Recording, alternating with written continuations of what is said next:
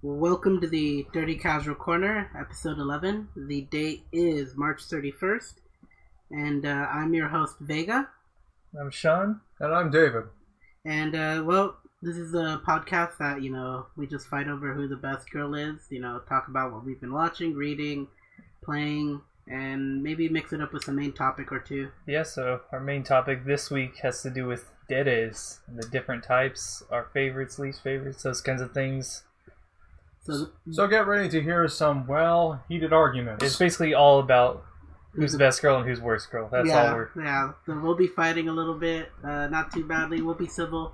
Or at least I'll try to be. Yeah, if we have to, we'll get the sword out.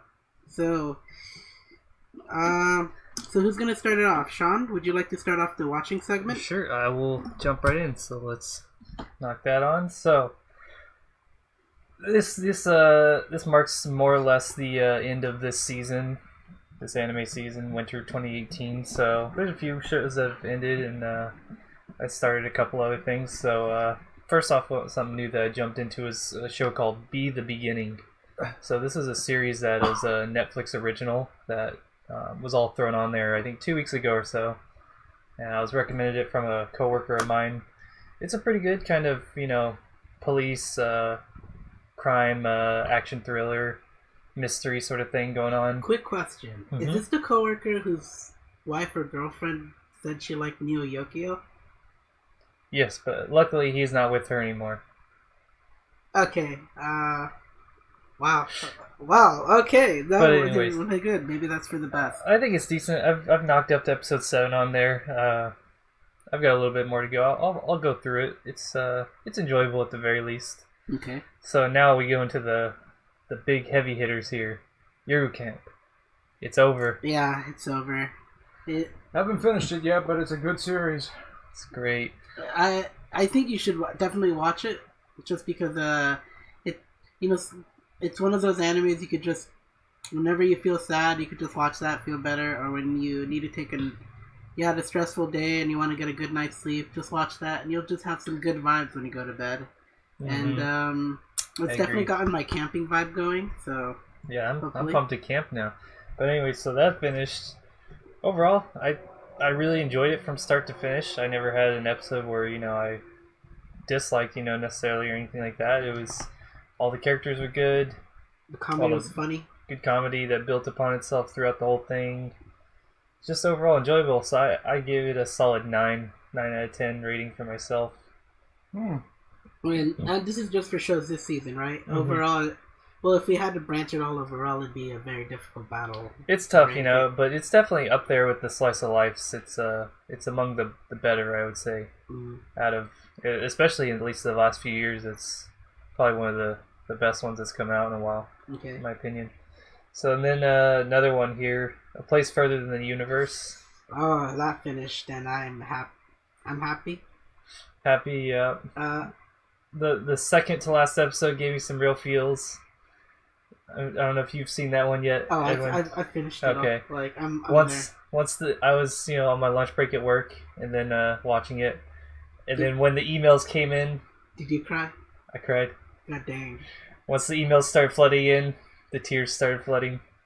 Oh man! So another good series, good drama series. I love the characters and everything, and their cause was noble. So I like how they kind of grew together and everything like that. On that one, I'd rate it like a good 8.5, just because there was a few times where I thought it was a bit slow. Okay. But otherwise, it was good. I mean, that's still a solid rating. I thoroughly enjoyed that one as well. Okay. So go ahead. No, so what's next on yours?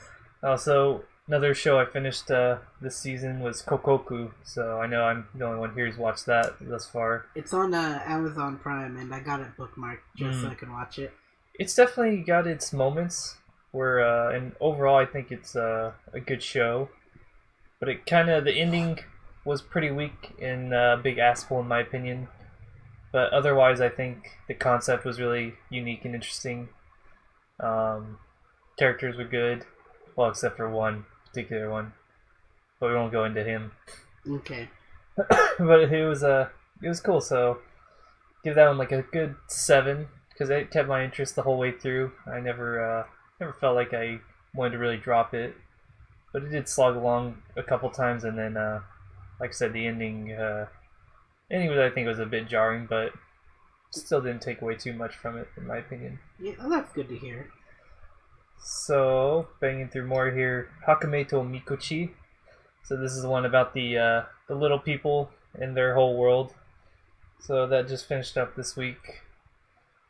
What I really liked about it was its continuity and how it kind of had really good world building. So the show, it never really like drawed upon the fact that they're little people and all this stuff. It was just kind of, that was the world they lived in, and that's just, how things go. They don't bring attention to it. They don't make the whole show about, jokes about being small and all this stuff. It's just, that's the world they live in, and then everything just kind of envelops around them and their world with, giant animals and all this stuff. And it was really interesting. So that's what I liked most about it, was just how well done the world building was. The character's good again. Nice comfy anime. Had some good little like short stories in there. I give that one a good 8 because that one really was just a really comfy anime as well. Okay. I think this season was just full of a lot of comfy ones, That's good to hear. Sorry, I'm also micromanaging other stuff too. So now I have to go to the controversial one here. Oh God. Darling in the Franxx. I'm still watching, and I crept up on the newest episode just earlier today. I saw it was up and updated, and I haven't, but I stopped at 8. Yeah. So this one, I can't say I'm enjoying it, but for some reason, just the way they've set up the narrative and everything, I just want to know what's going to happen. So I'm kind of in it for the long haul here. So I'll keep you updated on all the goods and the bads of it. I feel like they're trying to make a point like they always do in trigger shows, but it's just taking too long to get to it. I think so, a little bit. I'm hoping this next episode does something large developing just because of what happened in the one that aired today. I just gotta say, without spoiling too much.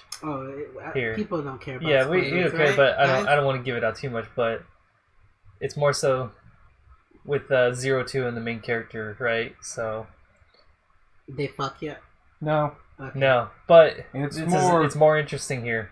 He's being cucked by himself from the past, and he doesn't even know it yet.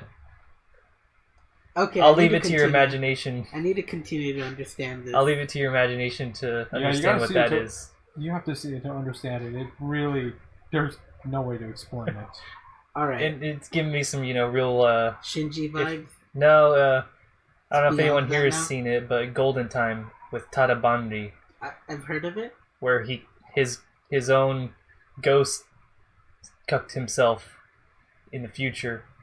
Another real weird one, but got some vibes of that, But we're gonna see. Hopefully, the next episode they kind of tie up the big loose end that's hanging over the whole show right now. But like I said, I'm in it for the long haul, so you'll hear it from me first. It's okay. You're not the only one who was in it for the long haul for a different show. So, 2 more here, just knocking them down. Violet Evergarden. Okay. So, it's still good. Like I said a few episodes ago, I felt like they had a real good ending point, but they're still kind of going along. I guess in a way they're kind of tying up a few loose ends with the Major's brother and stuff like that in the most recent episode. It got left on a big cliffhanger because I believe the next episode is the very last one. All right. So that's all going to tie in together, hopefully, and see what happens with that. Hopefully it'll be another good feels anime, since the last few episodes have been real tearjerkers, I think. Okay.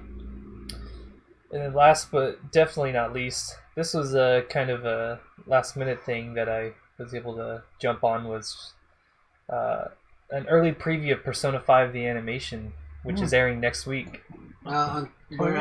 So they did a live info stream a few days ago in which they showed a preview of the very first 6 minutes of the first episode. So I watched that. and it's good. Now, should I watch the show or should I just continue playing the game? I would suggest playing the game first, then watch the show. I agree. So you're going to get more out of the game, but I do think it's going to be a faithful adaptation just from what I've seen so far, but you still get more content from the game. Of course, they're going to have to cut a lot of stuff to fit it in the anime because it's an 80 to 100 hour game. So don't tell me it's like a 12 episode thing. No! It's got to be 20 at least. Yeah, it's above 20. I believe it's going to be 24 maybe. 24 or something like that. But so I watched the first 6 minutes and it was just like the anime, just like the exact start of the anime. It was good. So they had the same tunes and everything. They even took a few tracks straight from the game. Well, obviously. Just good to hear. So I'm looking forward to seeing more of that, and I can just tell you firsthand that it's good shit. So, anyways, that's all I've been watching these past 2 weeks. Yeah, and this almost ends the season, right? Yeah, it's pretty much over. So basically, all the shows are tying up right now. There's probably one episode left of a few shows left, and then next week is when some of the news should happen. Yeah, exactly. Which I'll talk about that later in my news segment. Alright, so David, what have you been watching? Well, I've been watching Overlord. As have I. Yep. And I don't know if you've seen it, but you must. Have you seen the battle between Zero and Sebas? You mean the monk guy? Yes. Yeah, definitely. It was a close call. It was a tough battle. Sebas almost died. I know that's sarcasm. Oh, definitely. He plays it off like that, and people believe him. Nope. You see, in the light novel, everyone inside their heads, even the girl that he saved, is like saying bullshit. It's like that's total bullshit right there. So, I did see that, and that's one of the things I kind of didn't like about the anime. They didn't show everyone's thoughts about what just happened of them all screaming like. That's total BS. Yeah, like, no, yeah, you're lying. Well, I mean, hey, this guy took a punch full on with that guy fully buffed and everything, and if that didn't do him in and he took him out with Eve, you can't really comment, right? How would you say it? Would you risk being attacked? No, it's that they wouldn't say it out loud, but they were all thinking it. I think that's what the show did pretty decently, but I'm with you. Definitely the adaptation, the light novel would have had more details. Oh, they'd always have more details. All right. So what? There's another episode that came out after that I was more interested in. Well, with Evil Eye. Yes, just within a few minutes in, she's already becoming one of the fans' new favorite girls, or at least the people that have not read the light novel. Okay. So everyone's liking how she's acting and how all of a sudden. Someone who hasn't fallen in love all of a sudden is now acting like a schoolgirl with her first crush. I think that makes her look cute. Oh, I'm not denying it. And if you understand more about her, some of her actions and thoughts make total sense. Okay. So I can't say it without giving spoilers, of course. It's up to you. I usually don't give a shit about spoilers, and all right, well, but anyone in the podcast watching, you're watching this knowing that there will be spoilers. Alright, well, basically, Evil Eye is more like a vampire. Long story short. That explains the lolly body. Yep. Thing is, so basically, her being attracted to Momo is, well, kind of not actually surprising. Especially since she's in a life or death situation. No, it's... Well, she thinks that she's attracted to him because he's acting like a knight in shining armor, or like a prince in a sense. When, if you remember in the very first episode, when he released his dark miasma in front of all the Guardians, Shaltir said that she went through a bit of a crisis feeling all that negative energy. So it's actually part of that, the reason why, but it's also the way he acts in front of her that she finds attractive. Okay. Also, he's pretty much an idiot. Yeah. He has no idea that she's attracted to him, and yet he thinks that he slipped up. Even if he is, he can't show it. Yeah, pretty much. But at the same time, I at least give him credit for the fact that he realizes that he might have screwed up and revealed something personally. Okay. That's something you don't see main characters like realize right off the bat, like saying, "Oh shit, I said so. I said something that I wasn't supposed to say. Okay. Have you been watching anything else? Well, it's actually a new show from Rooster Teeth called Nomad in the Middle of Nowhere. Oh, I saw that was on YouTube. I haven't gotten around to watching it. Yeah, so I've given it a try, and it's not so bad. It's like, it seems to be more about like a Hispanic/Mexican setting. So it's a Western? Yeah, it's kind of a bit of a mix of a Western with Hispanics. See, yes. Yeah, well, you see people dress up like, well, I don't know what's the term, conquistadors or something like that. Mm-hmm. And then, like, saying, often throwing in Spanish words. Okay. Okay, I have to watch this, because this is Rooster Teeth. It's a bunch of white people. Yeah. I need to judge for myself how authentic this. I mean, it's a fantasy setting. It's not really Mexico. Yeah. Okay, so whatever. But I mean, but at least it's one of the few shows that that has like Mexicans. I mean, like, I don't know how to say this, but almost all anime have nothing about like certain people from certain countries. How many times have you seen like Mexicans, Spanish people, or Chad from Bleach? But he barely count because that wasn't even his main goal. And then that one girl from School Rumble, who's a Mexican. And then, actually my favorite one, Metabots, the three Amigo brothers. Oh god, please don't remind me that. And their Metabots were fucking cacti. No, well, I don't, yeah. It was just so... Amigo! Alright. Yeah, there was pretty much it might as well have been racist. That's because Japan doesn't know any better. You see, unlike here where, the States and a bit of the other Western countries do make a big deal about, race, Japan doesn't really have much going for them. Yeah, they're closed off. They live on an island, and So does England, but they seem to do a little bit better. Yeah, but they're kind of in a mixing pot still. But Japan's just kind of off in their own world, and they don't let other people in their country, And unless you go through it legally, which is a long, arduous process. Yeah. Of course, it's a lot more... It's very homogenous, I'll say that. Yeah. Of course, going through the process is a little bit more easier than like trying to get a citizenship inside America. Okay. And, before we go on the race wars thing, because that seems to be a hot topic. Oh, we're not in a race war yet. What else have you been watching? Yuri Camp, like you guys were talking about. Yeah. It's a nice series. It's got good vibes, feels. Just kind of the thing, a nice counterbalance, like, going through a long day. Okay. Mm-hmm. Yeah, it feels good. Feels good after a long day. You just kind of chill out with it. Oh yeah. Also, Fate Extra last encore, and I have got to say I'm kind of really disappointed or not happy about how it's being shown.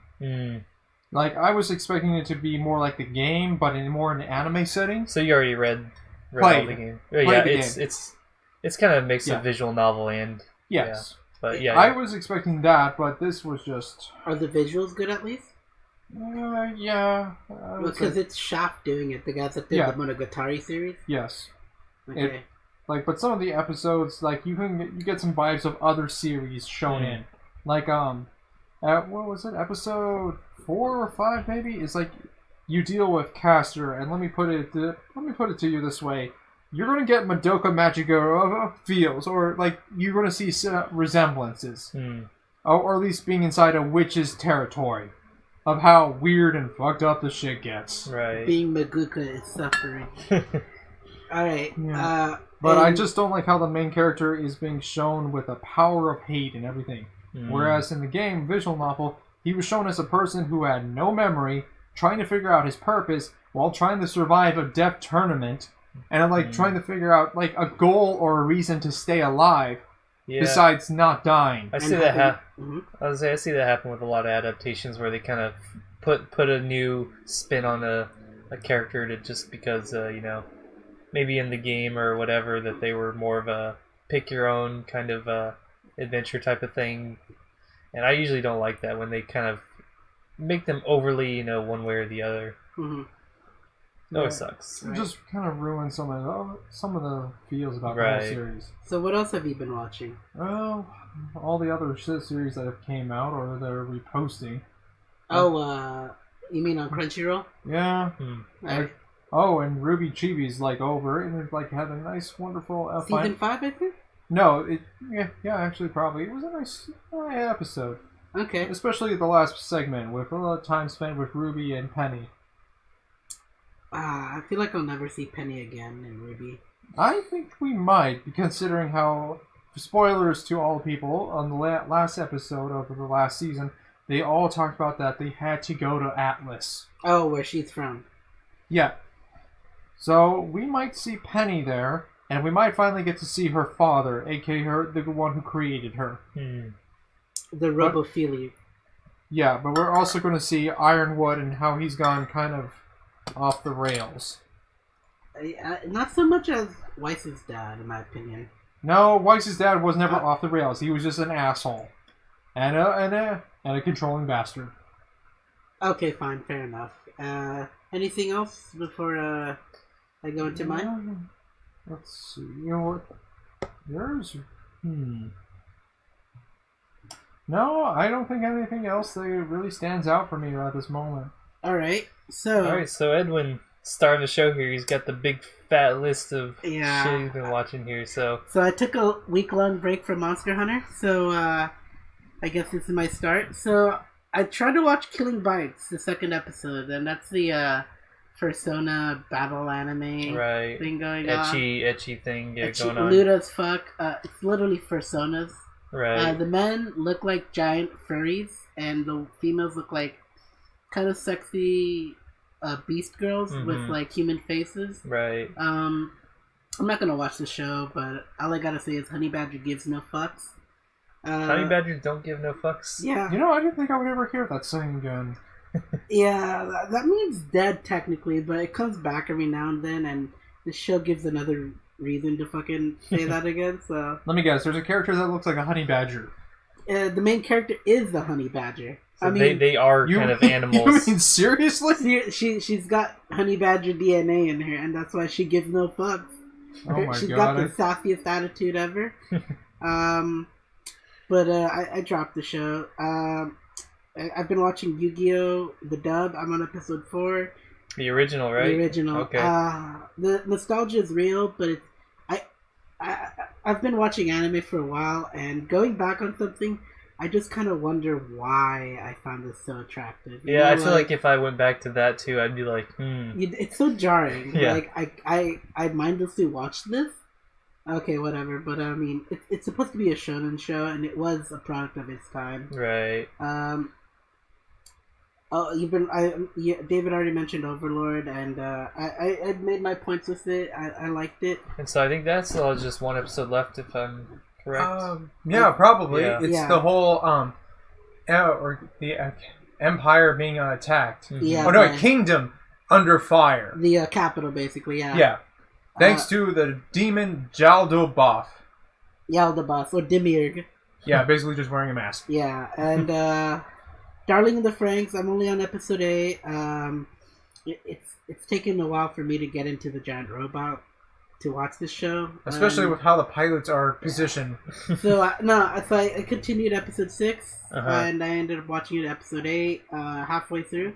Right. So before I had to go game it, Place Further in the Universe is finished, and I really like the ending, and especially the twist where like the dumb girl gets back and she texts her friend like, "I'm back." She's like, "Oh," and her friend's like, "Oh, that's a shame." I'm in Antarctica, bitch. That was good. Like, I felt good watching that because like I feel like she learned the lesson. Right. I liked how a lot of the character interactions played out in that. It was good. It felt natural, right? Yeah. And I feel like there might be a second season. There could be. Maybe, I don't know. We'll have to look at the source material just to see, you know. Because they made a promise to go back next winter. And so that could or could not, whatever. Either way, I feel the ending was really tied. Yeah, really I think nicely. even if they didn't make another season, I'm happy with it, so. Personally, most animes always do that. They always have some sort of little cliffhanger or promise, all that to... Just in case, right? Yeah. Or just to entice people, like, hoping for a second season. Or so they buy the novel, you know, and then they want to get or read more. the manga. Yeah, exactly. Yeah. I've been cucked by that shit before. It's mostly A1 stuff. Yeah, they do lots of stuff. Overlord. Whoops, I read that again. My bad. Dragon Ball Super. It's over. It's over. I watched the finale because unless they make a new series. True. I was with Luis I was with my friend Adam, and like I ended up like being there on a Saturday when they like, okay, the new episode of Super came out, let's watch it. I haven't watched it. Is that, oh, you're gonna watch it? Fine. And I don't have any comments to say on that, but I watched it. So I literally went from episode 6 to finale. So whatever. 0 to 100. Well, 0 to 100, basically. That's how you go. Yeah. So, Handshakers. This is like It's a little bit older, right? It's last season, I think. Oh, maybe okay. 2 seasons ago. Oh, I'm thinking of Get Backwards, but yeah. It's by the people that made K Kings. It's a really nice CG show. Right. Now, this is where it's sad because K Kings was a lot more better budgeted, and I watched a bit of K Kings, but yeah, it's hard to get into if you're like just watching it for. It's kind of hard to get into, but once you do, I didn't regret it. It has a good story. Now, Handshakers is the most mind-fucking thing I've ever watched because as much as I hated it, I continued it because I watched it for the best girl, the mute girl, which I can't remember her name. But what jarred me the most is like there's some like animation they just recycle every now and then, and sometimes they'll just have open spaces like part of this town that they're showing off. It's nice scenery, but there's no one in it, just because they want to save money on budget. Right. But what mind fucked me most is they have this glint effect, the shiny gleam effect on everything they could try to fit in there, and like if you make that a drinking game, you're dead. Like episode 3, you're fucking dead. Like Damn. I'm just saying. It's like I even have it on my notes here. It's like a bad hand job that leaves you unfulfilled and wanting more, and that's not even the worst thing on my list here, because that's still better than the one I'm about to talk about, Death March. Oof. I keep telling you not to watch that series, but Now, you keep going. No one wants you to shit. watch it for your own health. I'm gonna go on a little minute rant here, but there's this little shit who's been watching it on my Crunchyroll, and even I know it's bad, but it gets me going that like, why the fuck is this person watching it? It's bad. I gotta see what's at least. Maybe it gets better down the line. No, it's the same fucking bullshit. You get more flavor, more girls for flavor. The guy solves problems like he's a fucking. Calling him Batman is a disservice to Batman. No, it's more like I don't know, like Gary Stu among Gary Stu's or Superman without any challenges. Hey! Superman has plot. He's a fucking kid from Kansas. Well, yeah, I think he's from Kansas, but he's more human than this idiot from Death March. And I'm talking about the fact that Superman is able to beat up almost anyone and without any problems. I'm not talking about where he's been from or raised. Alright, okay, fine. That's fair. But Death March, don't watch it. I know I finished it. It's forgettable. I will forget about it until the next season comes in. When the next season comes in, I will totally forget about it. And when anyone fucking reminds me, I'll probably have trouble remembering it until they show me something, and I'll foam at the mouth. So that finishes that. And it's pretty and it's safe to say there'll probably be a second season, considering about the amount of fan base it has. Yeah. Right. Now I soldiered on for this. Seven Deadly Sins. I ended up watching episode 6 a while back, so it took me 4 months. I commend your efforts. Hold on, you gotta be clear of which 7 Deadly Sins. Okay, my bad. There are 2, right? Nanatsu no Taizai. That's the actual way they called themselves, because they had to rebrand because of the actual 7 Deadly Sins show, the Shonen Trap. Yeah, the other one. Okay, the other Shonen show. It's not bad. I give them credit for that. Yeah. Well, it's really difficult because I only stuck it around for the best girl, which is the figure I have of Beelzebub. And when I got to her, she was totally not what I imagined her to be. She's a kudere. And she's basically that cool girl who doesn't talk a lot and like, right? It's just I don't like that trope at all. I hate it. But I ended up watching it and finishing it because I was in it for Lucifer, who was like kind of like the honey badger girl in Killing Bites. She gave no fucks. She thought she could do anything. Right. And if you tell her otherwise, she'll do it even more. So I finished it, and boy, they made a mistake making that a 20-minute, 12-episode series, because the next show, which continues off of that technically, is the Seven Heavenly Virtues. Right. Which they made the smart choice of making it a high-quality 5-minute episode anime. And if it's just to sell figures, I felt that's what Sin should have been. Right. But it's ecchi.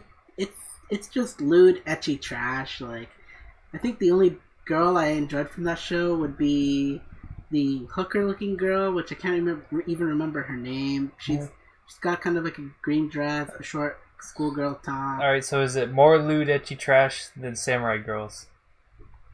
More lewd, ecchi trash than right. Samurai Girls. Given the amount of time slot they had to fit in there. Gotcha. But I'd say my favorite character is probably the leader girl, who's I can't remember her name. It's fucking. Can you remember what name. virtue she is? She's no, not at all. She's just the leader. So she's got this fucking red ass commander officer suit. She's got a hat. She's got a short red skirt or gray or something like that. She's got gray and white striped panties, so okay, that's fine. I'm just saying, it's just a show you just blindly watch, and it's not bad. Right. So I soldiered on through that, and it's 5 minutes. It's 5 minutes. I binged that yesterday while writing up my list, so it wasn't bad.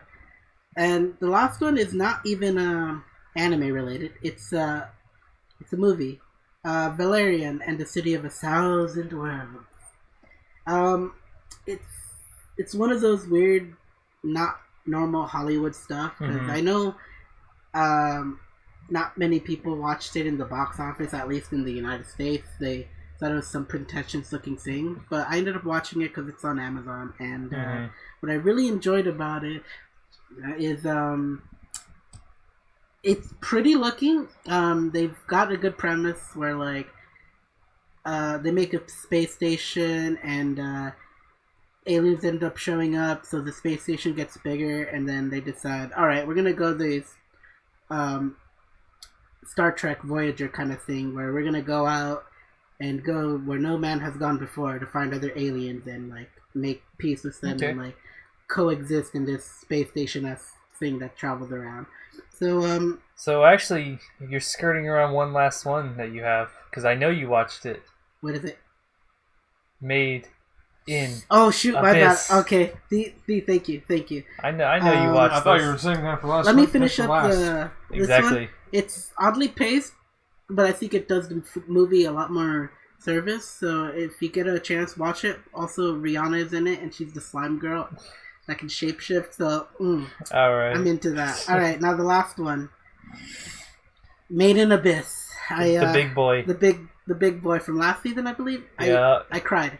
I was watching it 3 during times. its iteration, and it was. You see. Well, how was episode 10 for you, or was it 10 or 11? I died a little bit on the inside. I think everyone did. So, this show is literally like you told me last time. It's basically just it's a natural setting, and to me, it's like these people live around this area that's like has a giant hole basically that like they have different levels that. It gets harder and harder to get back up once you get there, and it feels good, you know.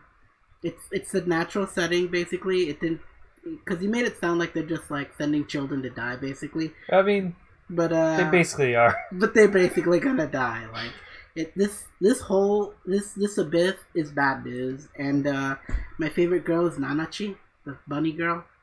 Hell yeah! Because she has the most heart-wrenching backstory that I ever witnessed in that series. Nanachi and what was her name? Michi, yeah. Oh man, that was a tough one. So yeah, I definitely hands down 10 out of 10. I made a fucking Amazon fucking review for that. That was like literally a paragraph long. So it's got high praise from me. So that ends my watching segment. All right, so I guess we're getting on to the next section here. Let's do a customary clank. All right, David, get it in. Oh god, all right. It sounded horrible, but we'll get next it time we got it. All right, so now we'll be in our playing segment. All right, I'll start off. Go for it. Okay, go, David. Lately, I've been playing some Dawn of War, Dark Crusade, and Public Libraries for old nostalgia's sake. Good game, no matter how old it is. It's a perfect game. A little bit of Pokemon Sun or Ultra Moon. And I've gone back to playing a bit of... It's like a Devil Survivor 2. Ooh, nice. Yeah. I'm trying to go ahead and level up my monsters to get, or at least level them up to 99 before I try to fuse them. You got Lucifer, right? No, I need to be level 99 to fuse them, but the two monsters I need to fuse them are, well, I can fuse them all right now. You want certain abilities, or...? No, I want him to get certain stats, because when I fuse Lucifer, he's level 99, so he can't level up any further and improve himself. So, but if I improve my monsters below, and whatever I use, and they have high stats, it kind of gets transfer over to him. Okay, so you've just been grinding out to get that. Yeah, pretty much. Well, nice. You know, there's a nice feeling in having a purpose in grinding. You know, there's some games that don't reward you for that. And SMT games definitely do that. You can get... There's reasons to grind in those. Yeah, Shin Megami Tensei, which is Devil Survivor's a spin-off of one, yeah. Correct. So... probably someday, once I get all this stuff in, I'll probably go ahead and just finally complete the storyline after I get Lucifer. My favorite demon to make in all the SMT games is always my late game Alice. Old making Alice, I believe, from the... She's usually the... Or the devil... Fiend. Yeah, she's Fiend, right? Yeah, Fiend class. She is a Fiend, yeah. My favorite's Mara. Of course. The big giant dick. That tried to tempt Buddha into depravity, but failed. Yeah, the big giant penis monster in the Shin Megami Tensei. I'm really disappointed that you don't have the figure. I don't, but I didn't know there was one now, and now I'll look into it. And it's the... Well, you'll probably find it when you go to AX. And it's the most glorious one. It's the Mara in the chariot. Yes, that's the one I was thinking of, too. Yeah. Okay. So that's pretty much what I've been playing. Cool. That finishes your second? I told you, I don't have much. Alright. I guess I'll go too, because mine's very short, so I've only been playing one game these past 2 weeks, and it's Path of Exile yet again. It's okay, my it's go-to. a good game. Better than Destiny. I'm addicted. But it's a good game. The company who made it's good. The game is good, so they've, while I was in Japan, they came out with another new expansion, as they do every 3 months. This one's the Bestiary? The Bestiary. So I mentioned it last time, but I just started it, but now it's it's further in. It's literally Pokemon, you fucking catch monsters, but then you get to sacrifice them to make new gear and shit. Okay, give me an estimation of how many monsters you totally I mean, you could catch in the span of, 5 minutes, you could catch like 20. It's that kind of, because the game is very fast paced. No, it doesn't cap you, it's just how fast you can actually do it, yourself, how fast your character is, and how fast you can clear through, the end game, essentially. So if you're fast and you can capture a lot of shit, if you don't care to capture anything, you don't have to, Okay. I capture what I like, just random things, and then once you go back to your menagerie to sacrifice them in the blood altar, Which is basically you go in and punch them all to death, right? Yeah, you go in there and you fight them all together at the same time, the ones you captured. Okay. And then they're sacrificed to make new gear for you. It's good shit. Alright, I sacrificed these guys for Blue Eyes White Dragon. Basically, yeah. Alright, so that's been really fun. They added a lot of stuff. How much gear did you get so far? And I'm assuming you got strats going for this? I mean, there's the game's really cool because there are like hundreds of different roles any one person can do in the Path of Exile community and economy. Essentially, there's people who they're basically like the 1% of the Path of Exile community that have all the currency essentially, and they make all the best gear that you can possibly make, and sell it for exorbitant amounts. Okay. And then there's the casuals who just go through and just buy the normal stuff. So are you in the middle? I'd say I'm a middle class Path of Exile player. Okay. Based on how much I play and everything. All right. I can get through myself comfortably. I can buy the things I need to buy. I have the currency to get them. But I'm not a rich boy, and I'm not a poor fag. That's the sweet spot you should always be, because it's good. Yeah. So I mean, and on top of the best series, they announced they had a ton of balance changes. So it's been fun to mess around with all the different changes that they did and try new characters. So, but otherwise, that's all I've been touching on. So I'll pass it over to you. All right, good sir. So, I'll just start off with the one I've been least playing, Hearthstone.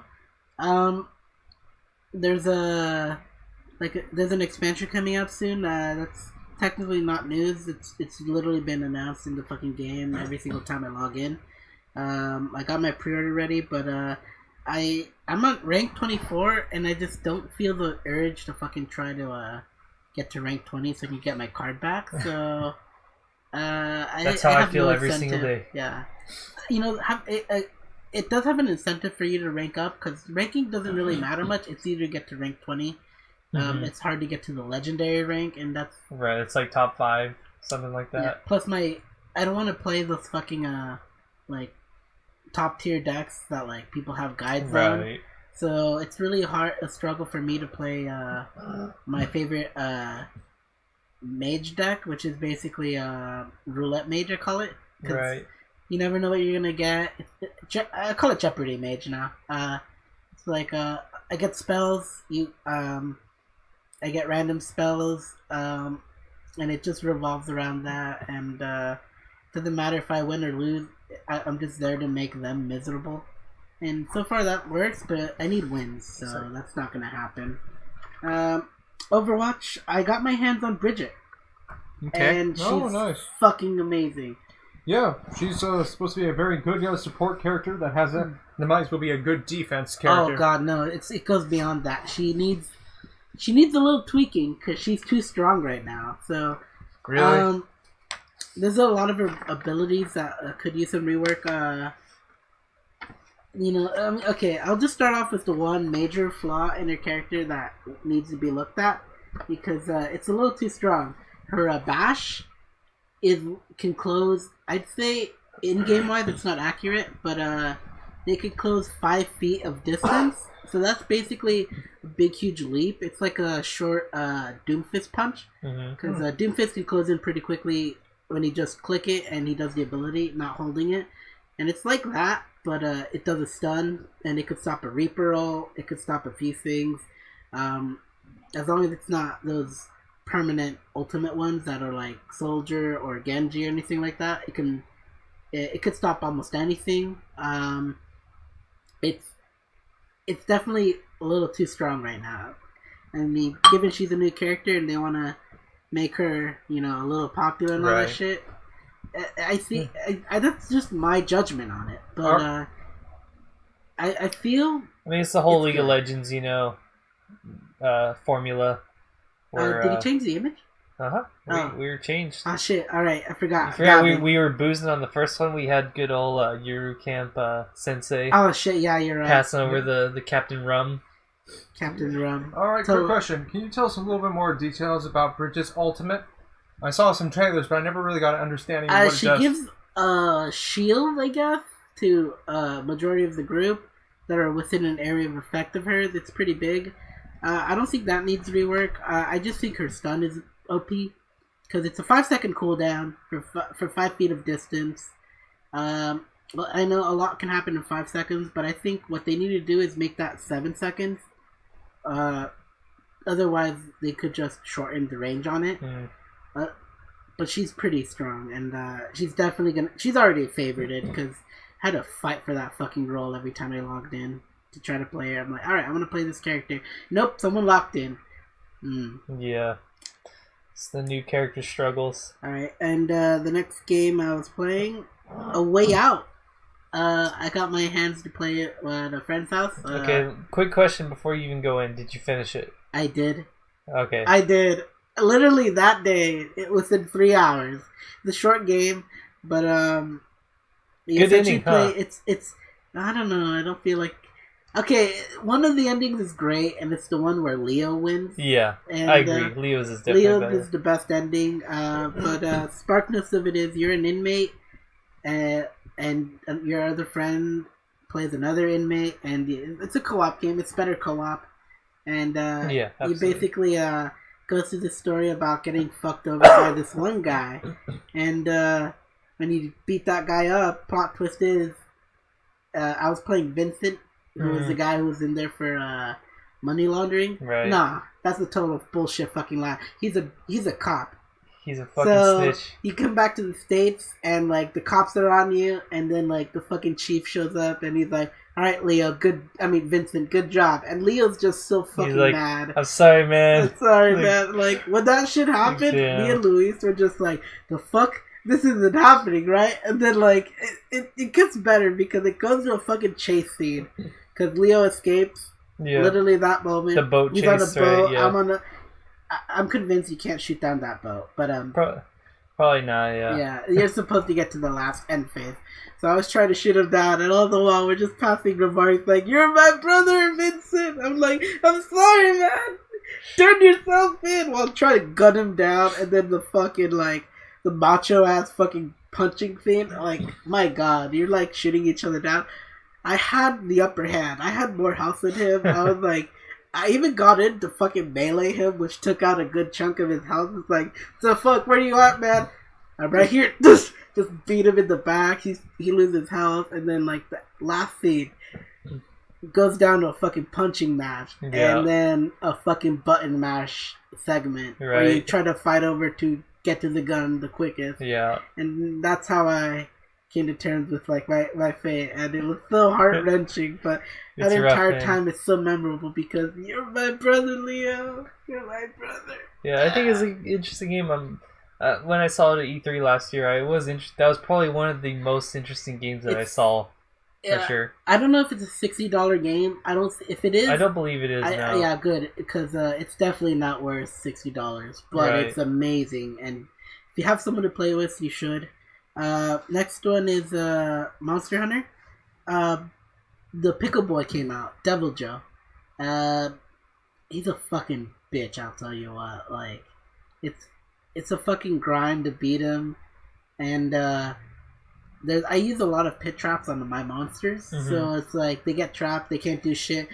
Not for this asshole. You get him trapped, he fucking like still can attack, so he uses fucking like double breath or something like that, and he'll fucking like struggle and shoot you with that. So you get him trapped in the pit trap, you're still fucked because he can still attack you, do massive amounts of damage. I was playing with friends, but I got his set. I got his weapon fully upgraded. It's the strongest in the game right now. I got his armor set, and there's a few other things happening. There's an event also that I got the Kuluyaku head, which is basically the dodo head. So I had fun doing that. But yeah, I like Pickle Boy definitely. And my last game, which is my favorite, Vermintide 2. It's basically a fantasy Left 4 Dead based in the I guess Warhammer universe fantasy. It's basically Age of Sigmar, I guess, because they rebranded. But it's a Left 4 Dead kind of deal where like you play with four, as a team of 4, your different classes, and you're trying to fight wave upon wave of fucking like rat boys and like chaos boys, and like you're going through the level, and we're playing on easy mode, and it's still fucking hard. So it's very rewarding to finish a level, especially when they do these things, because every level you get loot drops, and every time you level up, you get a loot box. So the loot box when you finish the level is a lot more rewarding when you get certain things like tomes, which take up your healing slot. So you gotta find them, you pick one up, and like it's just like you can't pick up a healing potion unless you swap it out. Okay. And then all the stuff. So it rewards you for working together and grabbing in-game items, looking for stuff. Right. There's some other modifiers that upgrade your loot boxes to be bigger, so it incentivizes you, unlike Destiny, to get better loot gear through that. And it's fun when you can play with a team. Also, the bosses are fucking amazing because there's Twitch support for that game, so people can vote if you have a viewership or something to affect the game. Sometimes they'll give you the viewers the option of like, okay, hit this, type in this for majority vote of healing potion, or boss monster. And most of the time they'll just throw in a boss monster because, it's the internet, people are dicks, and it throws a nice flavor of fun. I haven't done that yet, but I'd love to do that.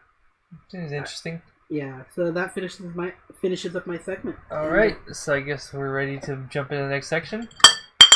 Alright, so news. I think I should start this one off. No, sir. No? You jumped ahead. Mm. What have you been reading? My bad. Alright. Do you even read? I guess I should leave this to David. Alright, I'll start off. I'll go ahead and start off with one of the biggest things I've been reading. One Piece. Chapter 900. What the... holy shit. Oh my god. What happens in the piece of one? Long story short, if you remember, they're trying to escape from they're in Big Mom's territory, trying to rescue Sanji and all that. Okay. And right now, this is the whole part where they're trying to get away. Run away, because they got Sanji and everything, but a lot of things happen, and more or less, it's... They're way outnumbered, and, it's just trying to get out. Okay. And, last chapter on 899, things were starting to look up. They were, making some progress. They were... How do I say this? It looked like they had a chance. They were going to get away and go home free. Mm-hmm. And then everything falls apart. You're not trying to spoil anything, right? No, I'm not trying to spoil it, because it's just... This is... I'm going to say this. This is one of the darkest moments or chapters that Oda has ever made. You mean it beats... What's his name? Luffy's adopted brother or something like that? You mean Ace dying? Yeah. It beats that and Whitebeard? Yes, because the last chapter shows a tattered burning flag of Straw Hats. And it's the whole sea in flames. And it's oh... Don't tell me they lose their boat. Well, the boat's been damaged. There's no way around it. Oh, it's like I said, this is one of the darkest chapters or darkest moments so far. And then there's Big Mom singing a song, and it's just it's a mixture of one of those Disney songs mixed with LSD gone nightmare fuel. It sounds that sounds interesting, actually. Yeah, and it's just what's worse is that Oda picks now of all times to go on a 2-week break. Ha! Well, hey, it's only 2 weeks. I mean... Well, tell that to all the community that's really upset and, wanting to know, what the hell just happened? Is it over? Did someone die? Hey... Because right now, it seems very likely. So, I mean, I guess the Guts image is totally perfect right now, given, how the community feels. Yeah. I feel this way too, but for Berserk, but that's in the news segment. Yeah, well, what else? Oh, and lately the creator of Hunter x Hunter is making some new chapters, so it seems that he's not going to be on hiatus anymore, or at least is taking for the next bit. Yeah, a little bit. It's just that. Let me put it to you this way: one of the last things I talked about during this podcast was Nen beasts. You mean Nen parasites? Yeah, Nen beast parasites. Nen parasites. Okay. Yeah, I can believe there's Nen beasts. There is. He was shown in Greed Island. With the guy with the 2 gorillas. Oh, yeah, you're right. Yeah. No, but Nen parasites. But guess what? Turns out there's other princesses, but they're, They're bastards? Yeah. So they have these these too thin razor cuts across their face that will never heal, and they were stitched crudely to show that they can never be royalty and everything. And, well, one of them has this weird Nen ability, which is a fungus parasite thingy. Or bacteria, that if you kill a certain amount of people, you level up and you gain a weird ability. But that's not the bad part. The bad part is that, as if you remember, the spiders are also inside the island, or in the boat. Oh yeah, did they stow aboard or something? Yep, they're trying to find Hisaka, who's been killing some of their members. So they're trying to kill him. Oh yeah, that happened. Yeah. So basically, long story short, Ox, one of the 12 Zodiacs, ends up running across one of the what's his name? The white-haired kid with the lightning powers.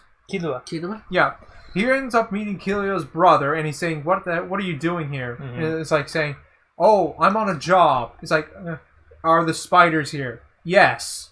And he realizes, oh shit. It's like if Kurapika finds out that the spiders are here during a succession war, he might go off the rails hunting them down. And instead of protecting. Yeah, because you remember, he kind of goes a little... ape shit when that's literally his entire purpose for having Nin is to kill the spiders. Yep, pretty much. And now they're in the boat. And what's worse is that this boat is like, it literally is about to go... And he knows... No, he doesn't know all the members' faces. No, he does. He does? You forgot during the whole New York event? Yeah, but he... Okay, well, I mean, he never saw them personally. He only knows...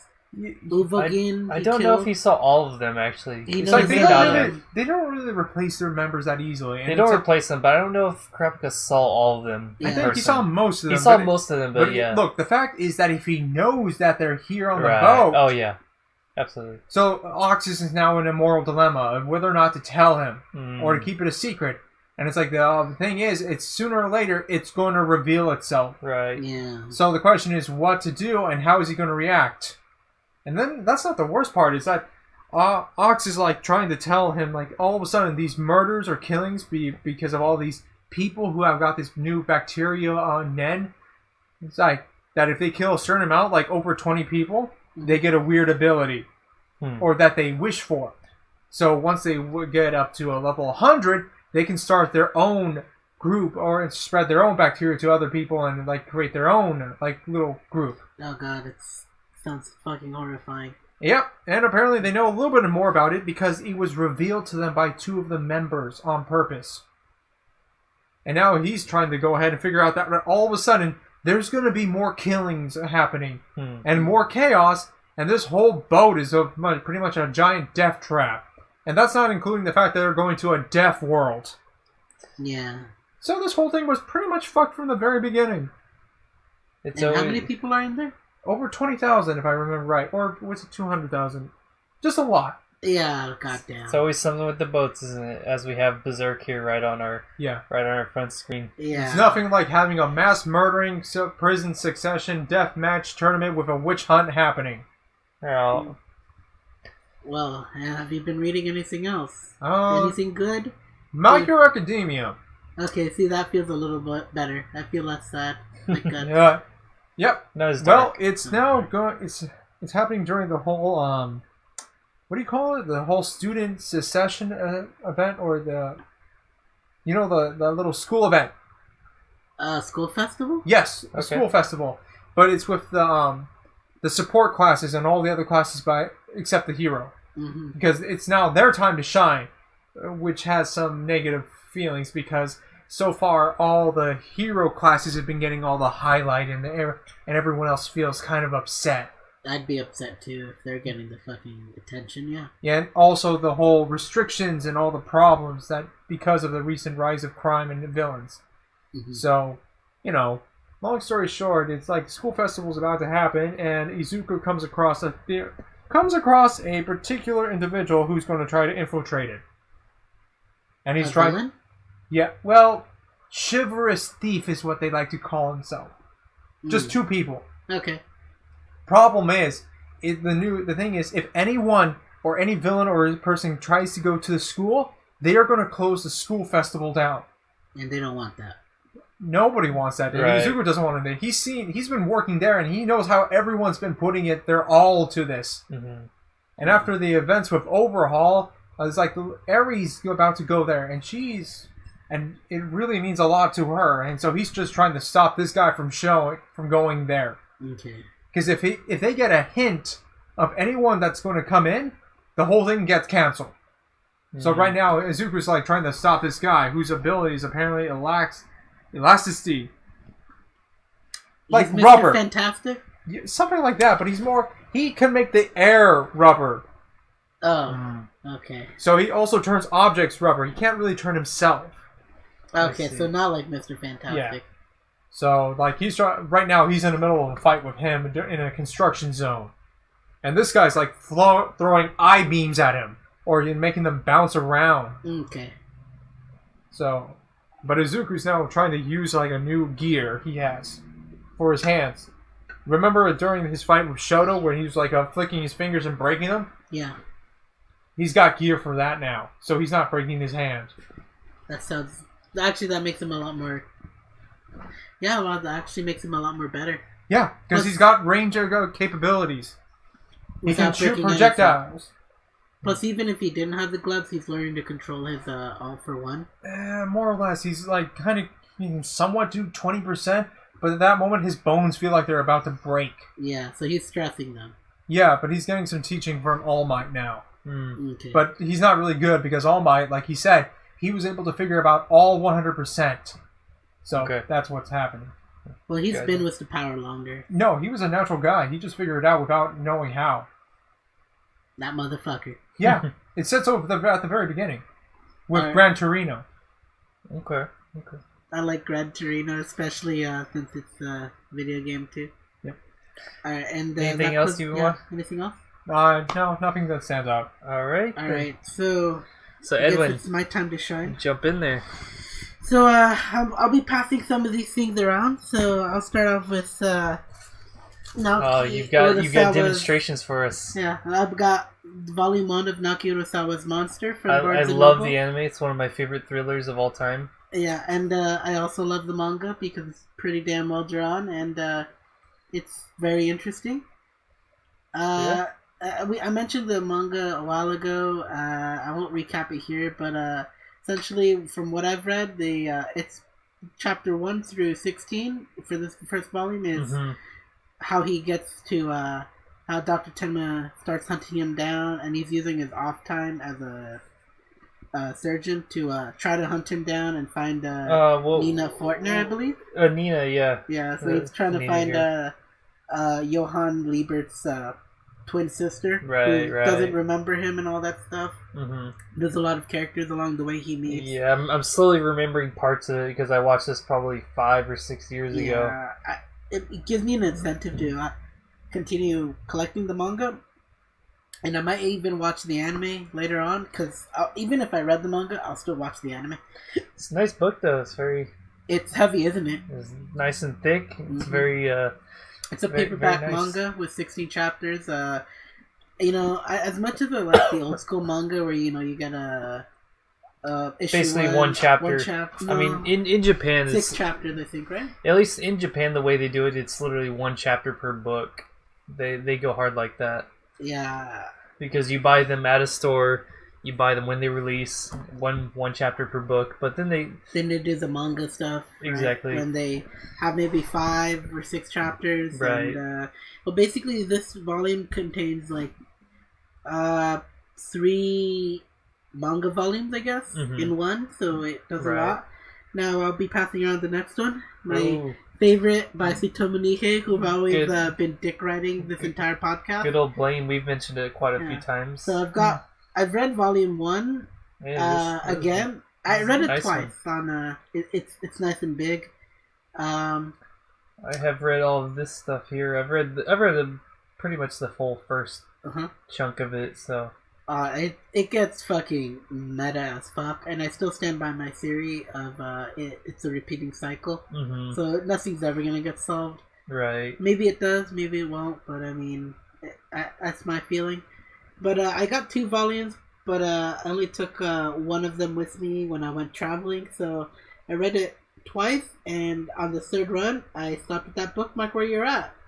Alright, and you get 1 free cookie with this shit. Hell yeah, let's go. See, there you go. If I go back to, I think it expires soon. So you got this book here. How Barnes & Noble.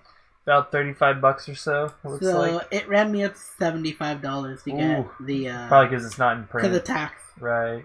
But it got me, you see, what pissed me off about Barnes & Nobles is they have Blame all the way to 6, except they didn't have the 3rd volume, so if they did have it, I would have gotten it all that day and I've had no regrets at all. But my favorite girl, she's my favorite she's my favorite cyborg girl, because if you go back a few... I'm not this far in, so I need to chill it. Yeah. I didn't read too much of it, but yeah, this is a nice book though. Yeah, it's nice, thick, and so what is this? Is the Blame #1 Master Edition? Yeah, see, there you go, the Master Edition. Check that out. It's very nice. It's a big full size book. This isn't the size of a regular manga. This is I believe the manga continued for 12, 15 issues. So This has like 3 or 4 volumes in it. Yeah, and it's big. It's 8.5 by 11 size. And, it's nice. Blame is basically what happens when an architect student drops out and decides to do manga. Now, the last thing I've been reading... Mogudan. I can tell by the cover here. So, I've got the art book right here, which I'll be passing around right now. You can feel free to take it out of the plastic. Oh, I will. Look at it. But I've also got these. The Mogudan Dai Volume 1, which was the fucking bitch to get. I got the original Rei Ayanami 1, 2, and 3. Can you read the kanji there? I can read Sensei, but the rest, no. So it's basically one of the big, huge original, I'd say 2004 doujinshi of Mogudan. What made him, him, before he did all the cover stuff. So I've got these to pass around among the group. David, would you like to take it? I believe, yeah. This book here was a lot of the covers for, what was it, Comic Unreal? Yeah. Because I recognize these, yeah. Yeah, and there's a few ones I haven't even seen before, so it's been a nice treat to look at it. But when I heard there was a art book coming out, I knew I was gonna get my money's worth. And right. If you're a fan of Mogudan, I definitely recommend you get this piece, because once it's gone, it's gonna be hard to find. Even not only Mogudan, just big titty women. Big titty women. If you like big titties, go for Mogudan. And if you like Mogudan, go for Mogudan. Mogudan's definitely one of the... If you like Rei Ayanami, go for Mogudan. Oh, yeah. He's the most prominent Rei Ayanami doujinshi artist. He's been there for years. Yeah. Since the beginning. And, I'm proud to get it. I'm a proud otaku for this. And if you go to the first page... ignore that right now. If you go to the first page... It's a poster that you can pull out. That's beautiful. And I will never tear it out. So this is it's double-sided. This is the Mogudan Illustration Works book. Yeah. It's nice. It's a very nice book. It's definitely nice. How much did that one run you? $35. Okay. That's not too bad for that kind of a book. That's all. That's a full color book. Especially when you consider that once it's out of print, it's going to be hard to find. I mean, maybe I'm giving it an estimation at least, but definitely 5 years down the road, it's going to be hard to find, and I'm glad I got it. Because these were a bitch to get, the doujinshi for these ones. Yeah, these are older ones, huh? Yeah, so shout out to Mogudan. If you like big titty women, definitely recommend it. And especially big titty Rei Ayanami. Yeah, I know these are authentic because it has the poster still.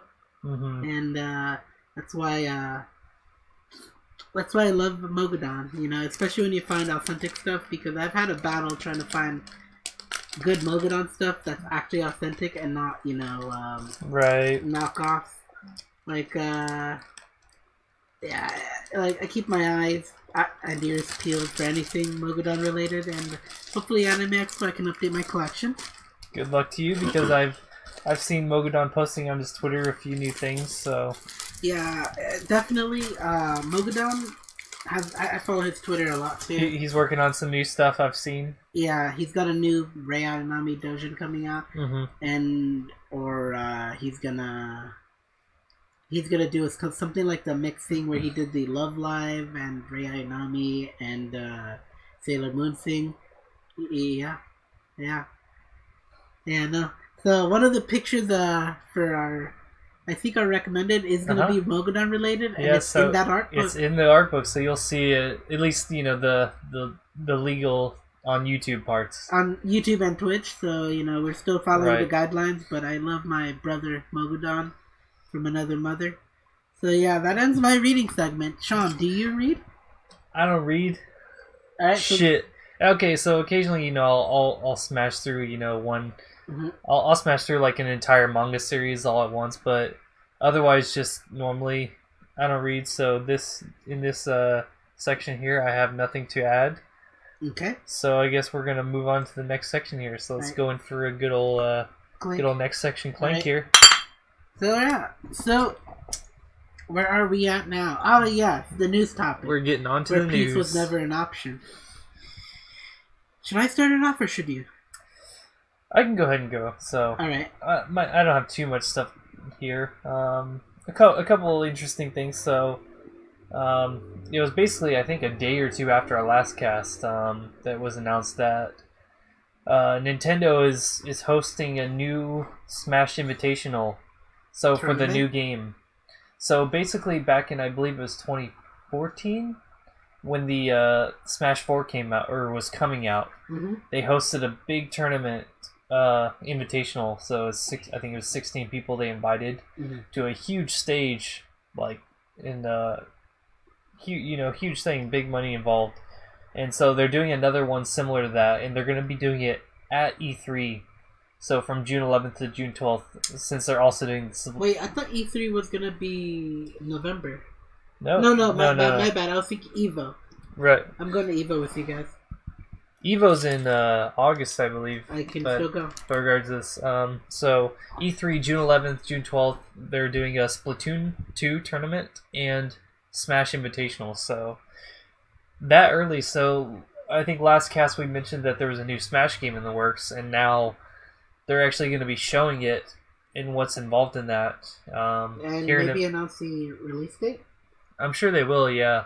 So they'll probably show it off, see what people think, get the vibes of it. Maybe change some things, but they're going to be showing what's in the works for Smash in just about 2 months from here. Right. So I mean, I've been on the edge for definitely for what's it called, the Switch, but I definitely will get it down the road, just because Bayonetta, and maybe I'll get it for yeah, I think this is one of the first consoles I'm going to be buying in a while. I will be getting a Switch in the near future.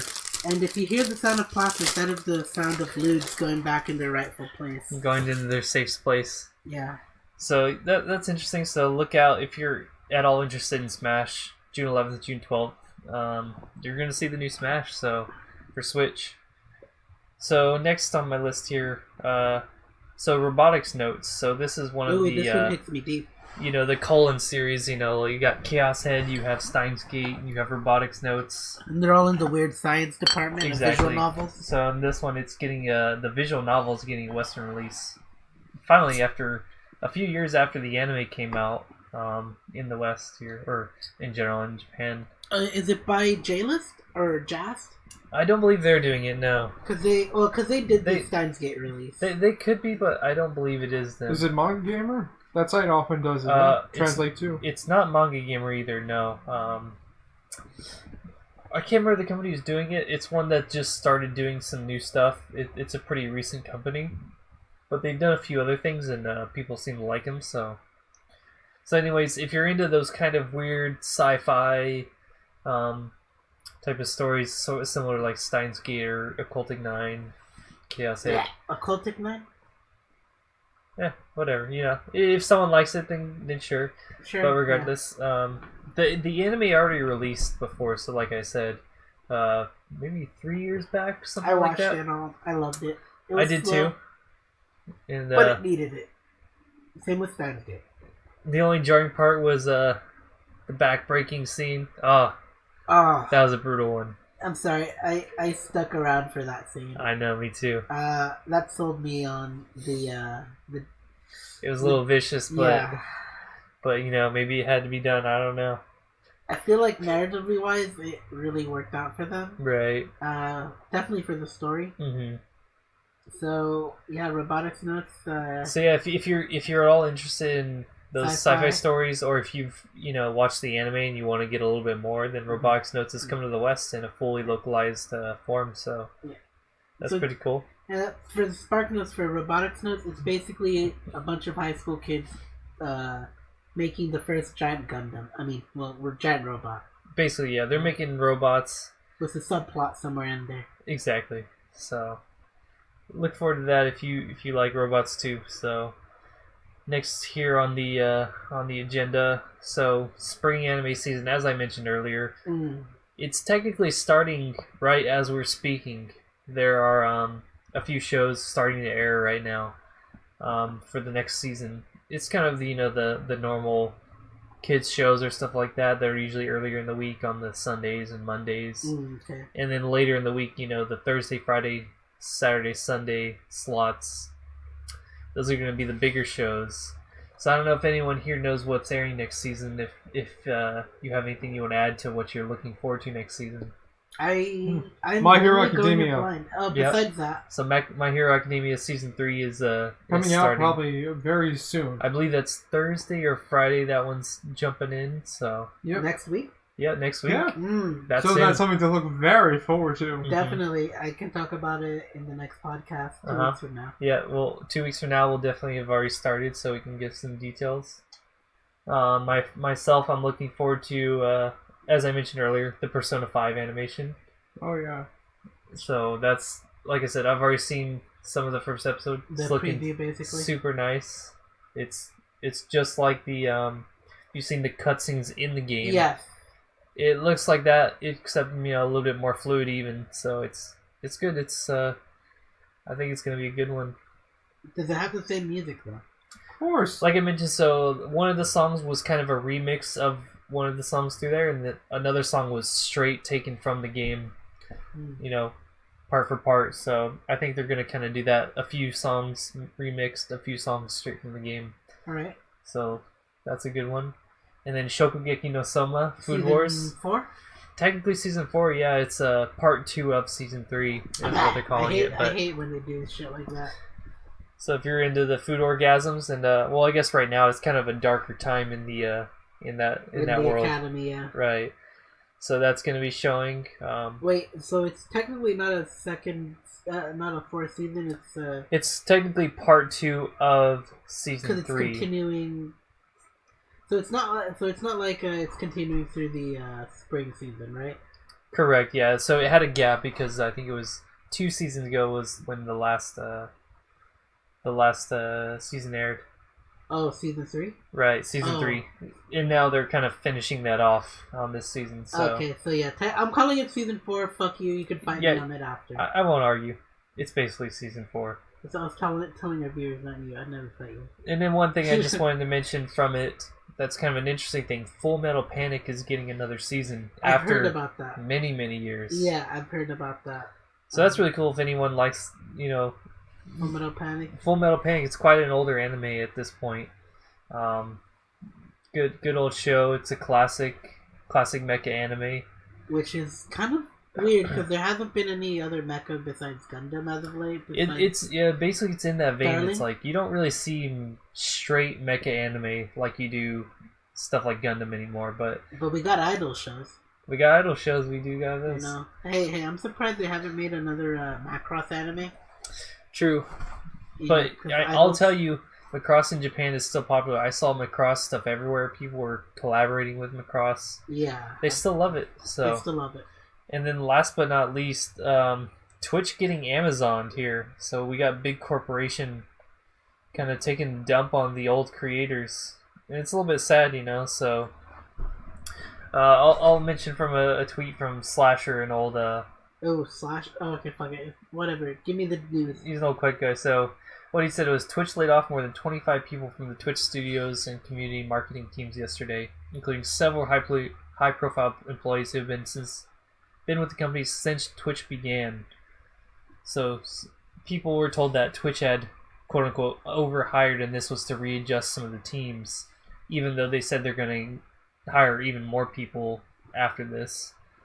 So, and this had people like Fitchsticks, Adam Cantoni, Toss P, Justin Wong, John Carnage, like people that have been there literally since day one of Twitch. Mm-hmm.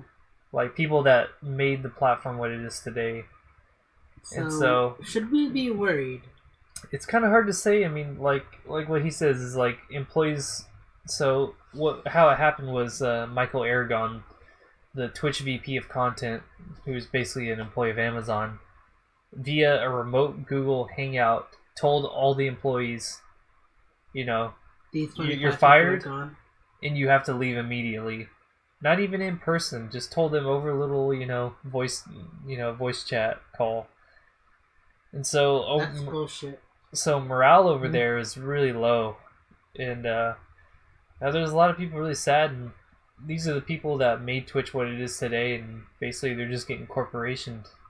So it's a little bit sad. So we'll see what happens. But I hate to see those people go, because I remember going on Twitch back in 2012 and seeing people like Fish Sticks always helping like the content creators and stuff like that. Mm. So it's a little sad to see them go, but it happens. I hope it's for the better, but in that kind of situation, it's hard to be optimistic. So all right, well, that ends your segment, right? I'm done with my news. David, who else got some news here? What news do you have? A few newses. Because I know I mentioned it earlier, but you've got me riled up on certain news.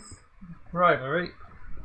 I told Edwin earlier that he mentioned during with the other shows between the 7 Deadly Sins and the Heavenly Virtue ecchi version that there was he said that Queensblade was a lot more better because it had a better plot than them. Which I told him then no, did he hear about the Queensblade Unlimited? Okay. That he was apparently unaware of all this time. That they're making a reboot of the Queensblade original series with a new character designs and a new plot storyline.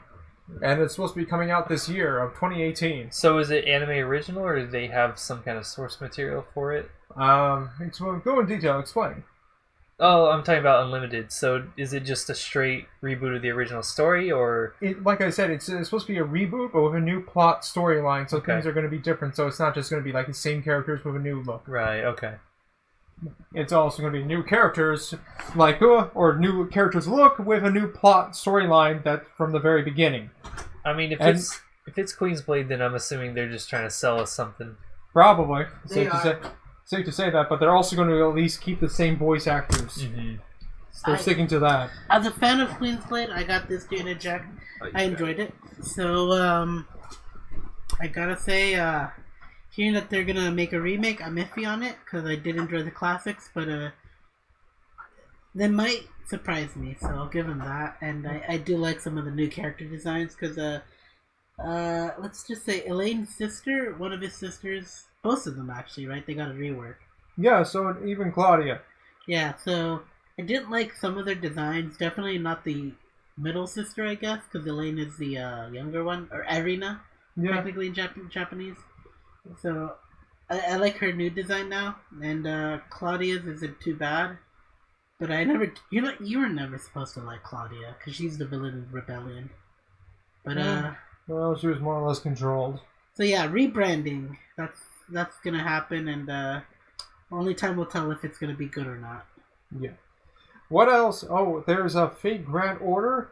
It's like Lost Belt Cosmos is about to come out very soon. Is that an expansion? No, it's after it's like chapter 2. All right. After the events of Solomon, basically, we talked about this a few times before. Oh, the anime, right? Yeah, the game. Oh, okay. The app game? Yeah, it's like the chapter 2 is about to come out. Okay. So they've been showing new trailers about some of the new servants, and some of them, no one knows who they are, but there's been some pretty wild guesses. For example, one of the new servants, Lancer, some people are very convinced that it might have been the nanny for Zeus.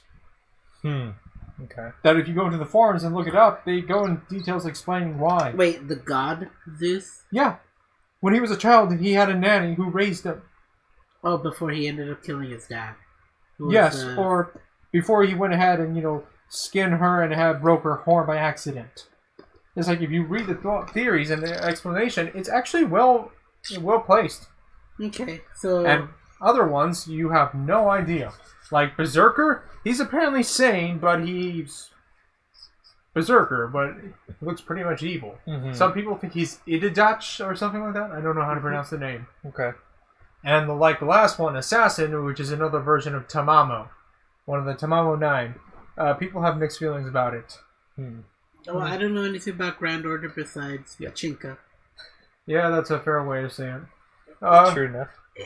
But at least it's much more easier than the actual ones. Yeah, and I mean, I can't unsee it now since Sean showed me it, but does it remind me a lot about Adventure Quest, if anyone's played it? Oh god, no. As far as it's the animations. The animations are so stiff.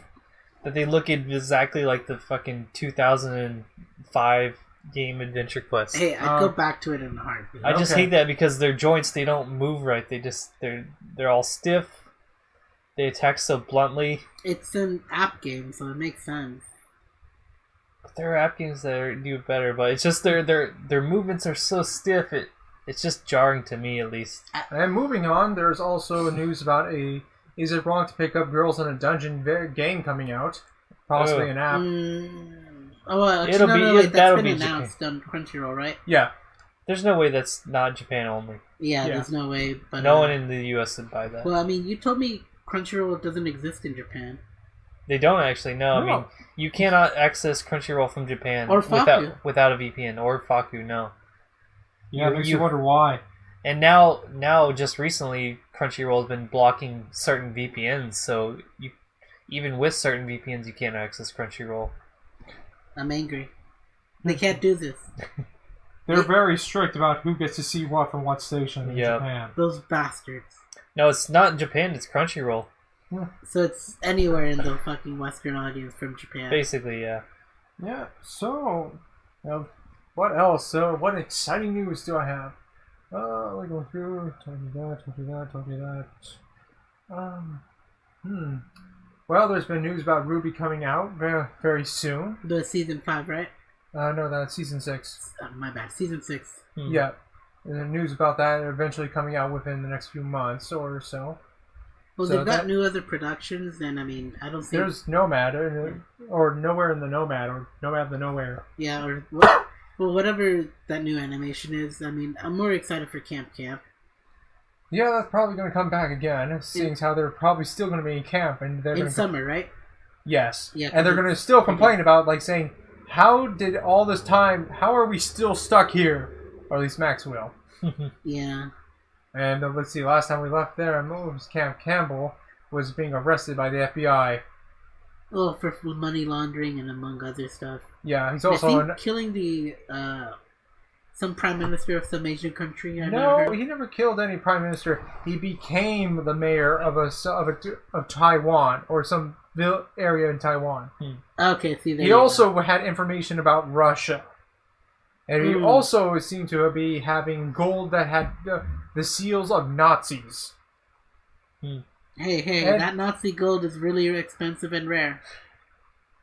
He also had cocaine. Okay, but you can charge anyone with possession of cocaine.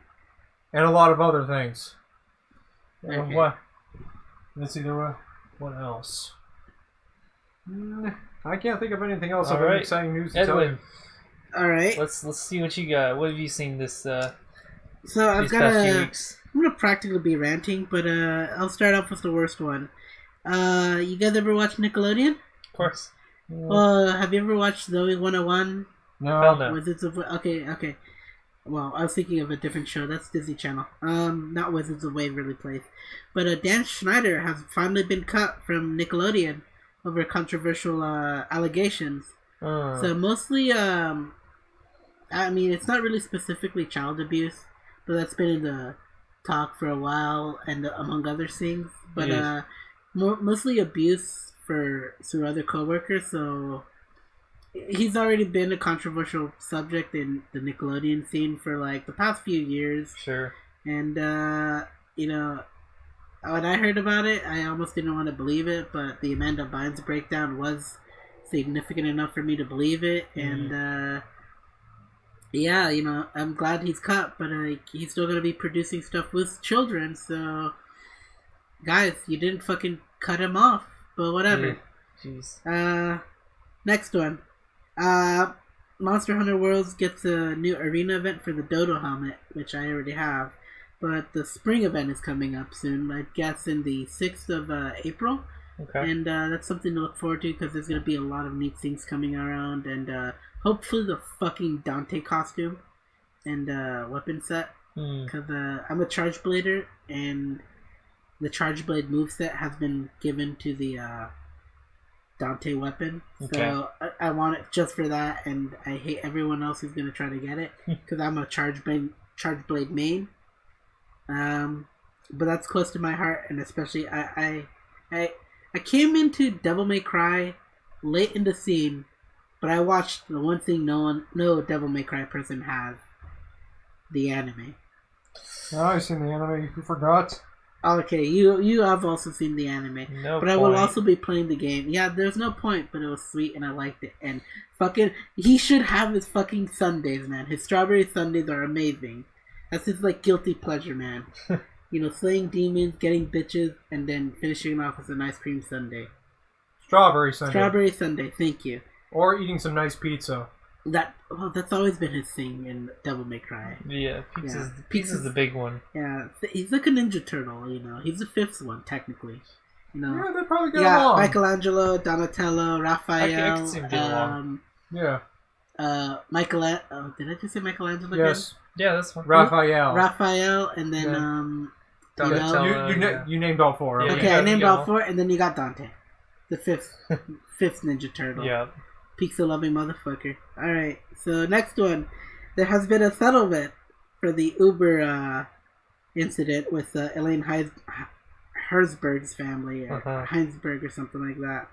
I fucking typed the notes really quickly, so my bad if I said it wrong or anything. But there's a self-driving car incident where the car ended up hitting a woman and killing her, and the family finally got a settlement for it, and that's good for them because they're getting paid in cash. It's not going to solve everything, but you know, financially they might be okay, and my heart goes out to them. But I'm just glad it didn't get dragged out. Right. Yeah. Dragged out. Oh yeah, I'm sorry guys. Making a dark joke here. Yeah, I'm terrible. So yeah, there's no other details besides they're getting cash payments. So hopefully later on. My second to last news segment, Berserk is finally fucking on hiatus. Who would have fucking guessed? Oh. So I read the latest I didn't even put that in my reading segment. Fuck it. Whatever. I read the latest chapter and Kafka's back officially. She's not a retarded not little a potato girl anymore. She's not a potato anymore, thank you. So Kafka's back after fucking 15 years. 10 years mostly spending it on the boat.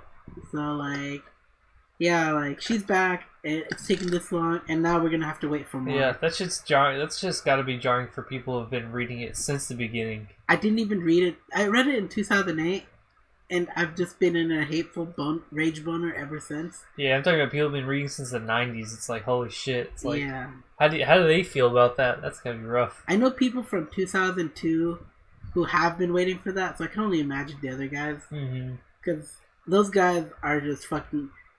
my friend Adam has been fucking angry. Viciously, rabidly angry about this development. Because he's on hiatus again. And, I'm not going to get I'm not going to hear anything from, from Berserk until, like, maybe 6 months down the road. Right. So, it pisses me off. It probably pisses them off to fucking high hell. And those guys in the 90s, well, they're fucking in the ninth circle or something. So, now, to finish off the news, let's get the breast news out of the way. Breast news? You can see some breast... So, Anime Expo is coming around, what day exactly? July 4th? 4th? Or at least something like that. Yeah, July 4th through a few days after. Early so 4 July, days. yeah. So, somewhere in early July, Anime Expo is going to happen in the Los Angeles Convention Center. I'll be attending, along with David and a few other good friends. Yep. But I'm there for, I was iffy on this because I didn't know what exactly I wanted to do at Anime Expo. But, bam, the fucking news came out that, like, one of my breast girls, my oppai girls, Kaho Shibuya, is going to Anime Expo.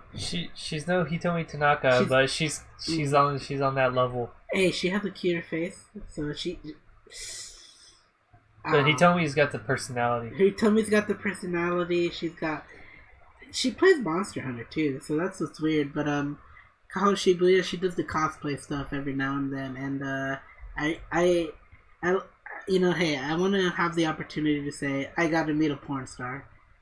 Stuff, so man. like, yeah, I'm gonna go for definitely to just get a signature, take a picture. On all 4 days she's there. So, or a few days, that's maybe 3 days, but I'm definitely gonna get a picture because Hey, who gets to meet a porn star in their daily lives? I know a good number of people who haven't in my social circle, so I'm gonna be one of the few. Good shit, man. All right, so that ends my segment. So all right, so let's get it in. All right. Now for our main topic, and this is where blood shall be spilled. All right, so let me go ahead and start it off here. So I've got deres. So deres. So what is a dere? So let me bring it up here. So dere comes from an onomatopoeia, which is dere, which is what Japanese people use for being love struck. Mm-hmm. So the term is used as a suffix for various character types, usually love interests. And there's a few different types of those, of the deres, and so so what I'm gonna do here is I'm gonna mention, a few notable ones, the types of deres, and then some really notable ones. You guys can tell me, what you think about them, or if you agree if they're maybe the most popular of their type. And that's just segment 1. We got 2 more sections after that. Yeah, that's right. So let's go into the biggest one here, the large boy, tsundere. My favorite segment. My least favorite. So this comes from tsuntsun in Japan, which essentially means to be high and mighty. So it's essentially for doesn't have to be girls, but it's mostly girls. Yeah. That are stuck up essentially on the outside. They put a big persona on for everyone to see. And but usually, again, like I said, it's usually this term is used for love interest. So yeah, I mean, to me, a tsundere is basically a gal who just isn't honest with her feelings, and when it's out, she'll still deny it. But that sums it up much more better. Yeah. Another explanation is that she has no way of expressing herself or cannot be honest. Right. Generally because of Tsuntsun, they have a superiority complex. They have to try to feel like they're above other people, and so they have no weakness. So they try. They feel like they have no weaknesses. They try to belittle other people. Sometimes their own love interests in that regards. And so I'm just gonna say, in my opinion, the most popular or famous tsundere is Asuka Langley. From Toradora? Asuka Langley is from Eva. From Evangelion. Oh, my bad, I misheard you. She's the... I feel like she's the most notable, She's the most notable, yeah. Yeah, the other 2 most notable ones are from Toradora with Taiga, and also the familiar of Zero. It's like with that... Zero's no Tsukiyama. Yeah. Yeah. With that pink-haired girl. It's like, and it's because of... Eloise. Yes, Luis. With how violent they can get. Right. And it's like with their supposed love interest, this is the reason why I really don't like tsunderes that much. You see... Or at least it's that aspect or form of tsundere that I don't like. Yeah, the violent ones. I do think that's an extreme example, which actually goes to another type of tsundere that I'll mention later. So we have... Okay, so the next... There's subtypes. Exactly, there's like a subtype of tsunderes that there are. So for all the categories, technically, but yeah. The next big one here, probably the second most popular in the whole anime universe here, is yanderes. Yes, for those who don't know what a yandere is, just watch Mirai Nikki. Or School Days. Exactly. So this comes from the word yanderu, which means to be emotionally or mentally ill, straight from Japanese. So these are, people that are dark. They have a dark obsessiveness. It's naturally unhealthy. Usually violent. They've got a screw loose, basically. And so once they find their love of their life, they're not going to let them go. And anyone that tries to get in their way, they're going to fight for them. Or kill for them. Or whatever break their it may leg. Oh, think of Misery from... that Stephen King movie and that leg breaking scene, and you've got the right mindset. That's a yandere. Exactly. They'll go to that length to keep their lover boy. And so, just as David said earlier, in my opinion, the most popular of her kind, Yuno Gasai from Mirai Nikki. I feel like she's got to be the most notable yandere, pretty much of all time. At least as far as popularity, she's not the first, she's not the last. But when people think of yandere, they think of Yuno. Mm-hmm. Yeah, definitely her. And then so next on the list here we have dere. The cool girl. Now this might be maybe my favorite type of deres. You're with me? Good, you my nigga.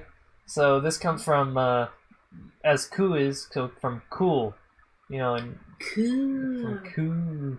So these girls, of course, again these can be lads, but it's generally girls. They're calm and composed. Sometimes they're unemotional, but generally they're stoic and usually like a monotone type of character. Yeah. At least that's how they appear to everyone. Unless you're that special someone, when all of a sudden inside them you see like a buttery amount of goodness, or like a sugary personality that's just like you just want to like take it back home and just like and just cuddle with it. You're talking about Koroba Zombie Deska, aren't you? Yeah, that's an example. And Yeah. Lucy Wood, Hellscythe. Yeah. I like her quite a lot. She's okay. I hate the show. But she's a kudere. She's kind of more of a dandere, but for reasons that that because of her voice and everything and what it does. Yeah. But so as far as kuderes go, I'm gonna say right here on the middle of our screen, the most popular of all time, it's gotta be Rei Ayanami. Good. Or at least the most notable. Accept it. As far as my research has done, when people think of a kudere, they go to Rei. You're not wrong, but I don't like your answer. I'm not gonna say it's my favorite, but when we're talking about popularity, and what people think of, it's that kind of lady. Mm-hmm. So you got Tenchi from Angel Beats too. So there's that one. That's true. She's technically the most recent, I guess, in kudere. Well, since for a while, I've been out of the beat for that shit. Yes, you have been very out there. She's one of the most recent. Yeah, there's been several big changes happen. But so next on the list, so there's 5 big ones, of course. So this is number 4 here. Dandere, which I mentioned earlier. So this is from the word danmari in Japanese, which is essentially a silent, antisocial type of character. They're easily embarrassed, usually socially awkward. The stalker girl. Sometimes a stalker girl, right? Yeah, I don't think stalker girl is the perfect example. Not the perfect example, but yeah, they're usually like a bookworm type. They keep to themselves, and again, they're antisocial. And so, as far as my research has led me to believe, the most popular ones of that type, possibly two that I've kind of come across. So either Hyuga Hinata from Naruto. Yeah, I can see that because she's always shy. She's kind of stalkerish in how she fucking. No, she's not stalkerish. She's just that when she noticed Naruto, she just kind of clams up and just can't really show her face without getting all red and embarrassed. And the flashbacks sometimes show her watching him at a distance. She noticed him, and then she just paid attention to was seeing a guy who was apparently the class clown / failure, trying his best. While watching him from a distance behind you can't exactly come up close to somebody and just watch them without looking creepy and all that. Yes, you probably say it's kind of creepy that you looked at it from a distance, but when you're a young kid and there's someone that you just makes you all feel all weird inside, you don't normally act straight or smart. True. And then so the other one because I couldn't really figure out which one was the most popular for my research, but otherwise it's Yuki Nagato from Haruhi Suzumiya. Yeah. Another one, like I said, antisocial bookworm type, but when they're around the person they like, they get really embarrassed. It depends on which iteration for Yuki Nagato, because she's more of a kudere. But given the a little bit in the we're talking about the original, one. Yeah. If you're talking about the movie, it changes, of course. Or the new anime version with with Nagato, who's actually just like a normal girl. The disappearance of Yuki Nagato. Yeah. Yeah, it's a different story. And then we have, last but not least, dere. So this comes from girls that are very loving. So these are girls that are always cheerful, kind, energetic. No matter what gets them down, they always bounce back. And they're generally the most loving type. They like to smother their, the love person interest. they like. Yeah, exactly. The love interest in love, essentially. It's often one of the more popular versions. Mm-hmm. I have my best go for that, but that's for the next segment. And so that was actually kind of hard to find who's the most popular because these are kind of spread about between quite a lot of shows. So I've got two here. So Rika Takanashi from Chunibyo. She technically, yeah. So that was probably the one that I saw the most people saying, is their favorite dere type. And then otherwise we have Rinko Yamato from Ore Monogatari, from the romance anime. Rinko Yamato from Ore Monogatari. So that's the one where you've got the big kind of butch-looking guy and the little dainty girl. Oh, My Love Story. My Love Story, yeah. Okay, yes. I agree. Those were the two that I found to be probably the most popular amongst friends. If you remember that GIF or that image of the hamster eating a banana, that's basically Rinko.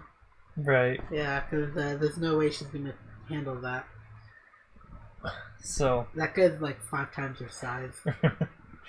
So now we have the controversial part. So who are our favorite of each of those 5 deres? No, I think we should start with David. Yeah. So tsundere, do you have anyone that you even like at all? I think the only one that I can think of right at this very moment is the one staring Remy in front of the face. Ah, a man of culture. He's like, Ren Tosco from the Fate series. Ah, I see you're also a fucking disgusting pig. That is my favorite tsundere. Okay, technically, yeah, I could see. She doesn't say disgusting pig. I'm just saying. Exactly. She keeps it on the lowdown. She's not a violent type, She's is it like insulting, degrading? She has the high and mighty kind of facade, but when she's around when she gets deeper into the story and everything, and she's around Shiro, then she really gets her her loving type, type of character. I'll give her this. She was my second pick for the least favorite, for the unfavorited of the tsundere character. Okay. Yeah. So yeah, just saying. I'll never agree with you. But I respect your opinion. Okay. Right. This is starting to remind me of Red vs. You Blue. see, this is what I mean by we'll get to see it later on. PSA. Okay, next one. So, anyways, Edwin, your favorite tsundere? Taiga from Toradora. You like the violent little munchkin? I love the fact she's a violent little munchkin. So you like getting hit on, literally. I like Femdom. I'll say it's respectable because it's Rie Kugamiya, my favorite voice actress of all time. But I mean, there's a lot in the series that makes her such a better person, and I finished Toradora up to 2nd season. Technically, the part you don't even have to watch, and I mean, I got my money's worth and extra out of that. So yeah, she's my favorite tsundere character. Okay. Yes. Yeah. Good. Respectable. You, Sean? So, like I said, it's Rin Tosaka. She's in our fucking background right now. I have an entire figure collection of her and a big poster on my wall. You have 7 fucking figures of her, don't you? I think I have more than that, but she's my favorite tsundere. Okay. But I can respect others because I like quite a few of them. So let's get into the next one here. Yanderes. Oh, great. The favorite yanderes. I think I should start this one off just because most people won't agree with me, because even she identifies as a tsundere, but it's not. Senjo Gahara from the Monogatari series. You might do, because that's also my pick. Because she's so subtle about it. From the outside, she seems like a tsundere, but when you really get to know her character, she's gonna break legs. She'll kill some fools. She'll staple your mouth and not think twice about it. She'll even forget about you. But 2 minutes after. She goes hard. She puts on this facade of being tsundere, but she goes hard for Araragi. She does anything for him. And she'll even kidnap him and risk breaking his legs so she can be together with him. And he has to tone her down. Yeah, he picks her. But he picks her. Motherfucker! That little fucking shit. Okay, my bad. I'm sorry. But honestly, in Monogatari, there's no wrong choice. So I respect Aragi regardless. He always, well, technically in canon, he always picks Sendro Gahara. Mm-hmm. Because even in the alternate universe where he like did something to like fuck up the timeline, his altered still picked her. Mm-hmm. So it just means he has shit taste. So David, do you have a favorite yandere character? It's kind of hard to say considering how I know several good ones, but at the same time, they're incredibly violent and more willing to kill you if you do something wrong. Well, then what's your favorite? Did you not hear what I just said? Go on. Come on. Make my day. I don't have a favorite, bottom line. I know several good ones, but I don't have one in particular. Pick the least. The one that you think would kill you the least. Yeah, there you go. That's the safest answer. That's the problem. I don't know. It's always tough with them. Yeah. Like God dang it. Do your homework, but you tell us. No, the next it's podcast. like playing Russian roulette, except with only one bullet, you would take it out and you replace it with 5 bullets. Still All right. worth. Still worth, yeah. So let's go on to kuderes. Alright. So this was my hardest one to find. You pick my girl, I'll kill you. I'm not picking your slut. Good. Oh my She's God. my slut. Okay, so which category is this? So this is Kudere, the kuderes. cool So girl. the cool girl. Right. So here, I'll go with mine here. So this was hard for me, Okay. even though there's quite a lot of choices, and I had to do quite a lot of consideration. And it's not easy for me to pick, but it may be controversial. But I picked Homura Akemi from Madoka, and that's just could because almost fill the role of a yandere. she almost could, but it's just because of what she's been through. That girl has been through some shit, you know. Yeah, she Once has. you've seen the third movie on top of the series and everything, I finished it all. that girl went through some shit, and she always kept her cool. She went through some That's hard a stuff. facade. That's It was all a facade. It was a facade She's because, been hardened. but it was the dere part of her that kept it going because she loved Madoka so much, Meduka. and she was able to keep from that. Maguka. She was able to keep that cool hard expression. I You got know, always it. always keeping her cool.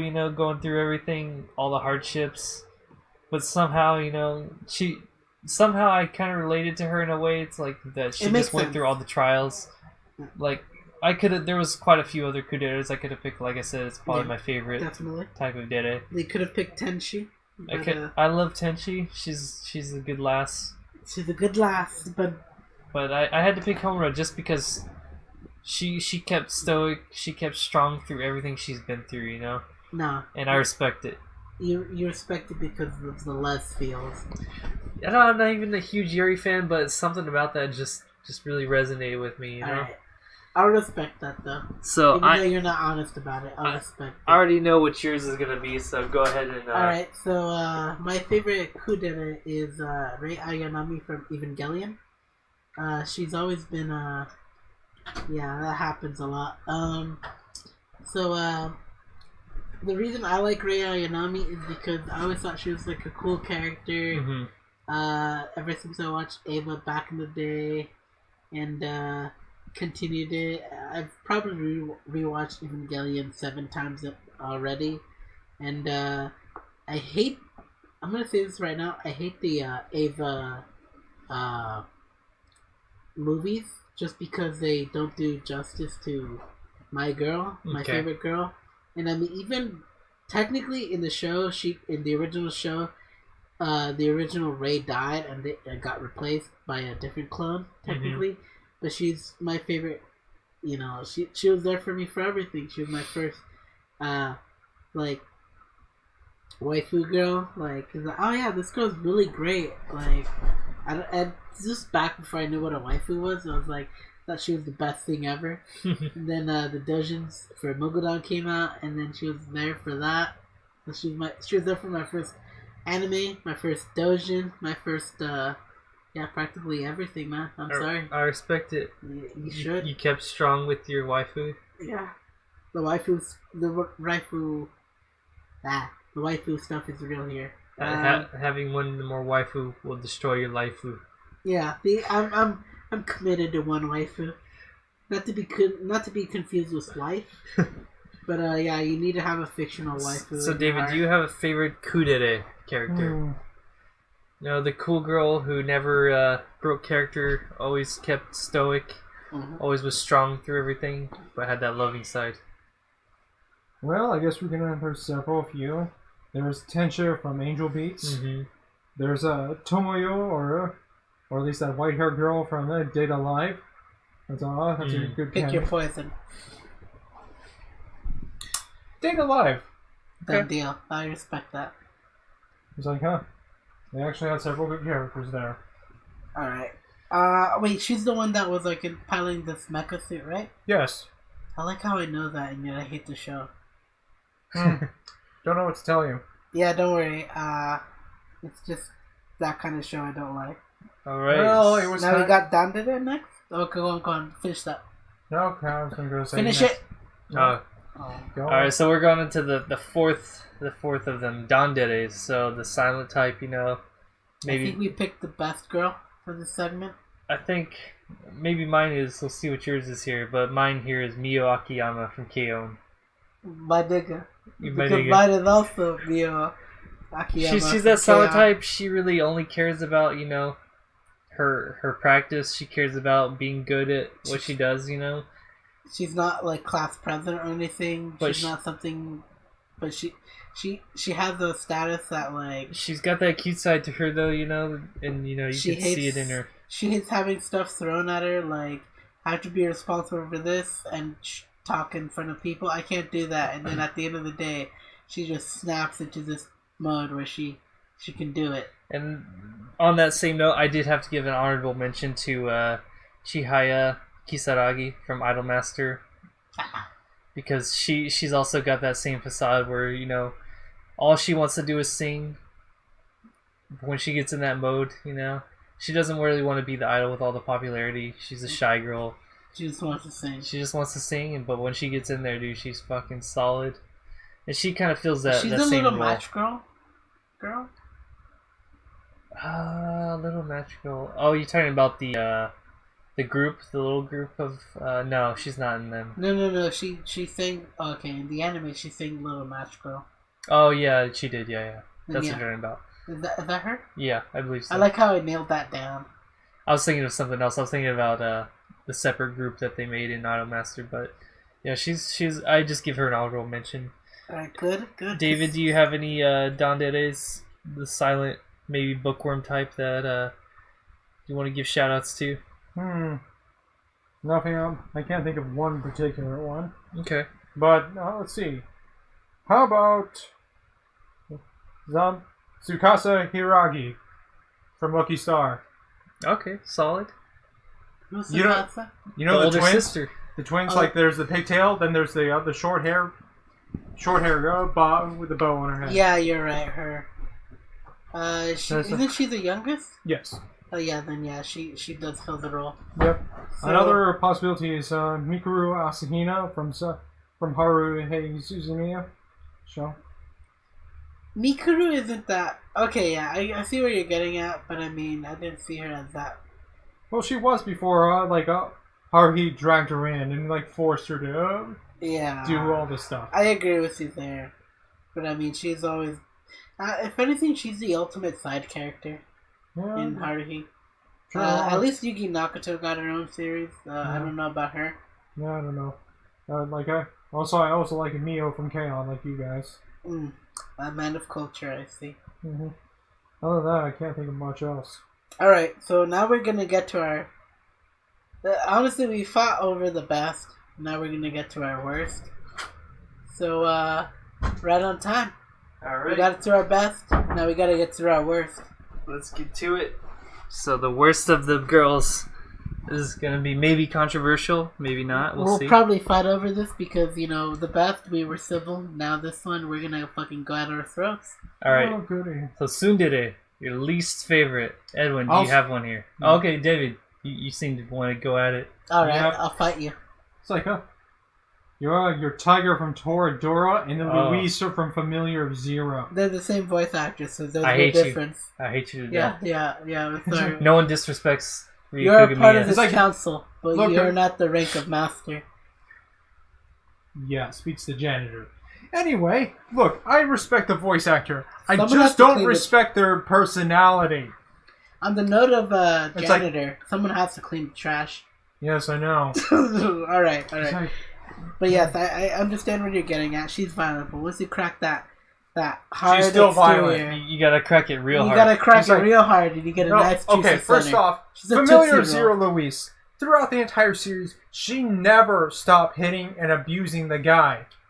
Also, later on, it kind of was revealed that the guy was being brainwashed into never really leaving and being obedient to her. Okay. And when he found out, he had a breakdown, and she never did a damn thing about it, or try to reassure or comfort him about that whole fact, or was shocked. She was okay, like whatever. All right. Now you see, the problem there is he, like a true man of culture, was into femdom. No, Exactly. he was more like conditioned. Femdom. He liked it. He liked it. He was conditioned to it, All not right. by All right. choice. Yes. All But right, jokes Edwin. aside, their love is pure. And honestly, Pure is it's not better as a even worse. person being brainwashed. It's not as worse fighting it over this because Taiga and Louise from Zero the Familiar is the same person. So More or that's less. apparently your best excuse. Yeah, that's basically it. Alright, They're the David. same That's person. just sad. Alright, Edwin, who you got? Who do you hate? Asuka, Langley, Soryu, Shikanami. Oh, Shikanami's from the movies. She's definitely one of my bottoms. So She's my bottom. I can respect your hate. You see, Shinji shouldn't have stopped that fapping with his hand when he saw her. Mm, But that's just me because I really hated her guts. He should have gone to Ray, am I right? I'm just saying he should have gotten something out of her comatose body before he went to Ray. Alright, yeah, that's a dark fucking notion there. But I mean, still, I hate her guts.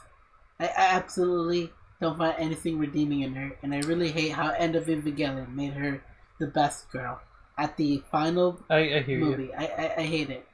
So, honestly, Ray should have been the one to live. Fuck Asuka. I hate her guts. She's the worst tsundere ever. Like, you get nothing out of that relationship. You see, whereas the familiar Zero and Taiga, you got something out of it. You got a family. You got true love going for them. It took a while.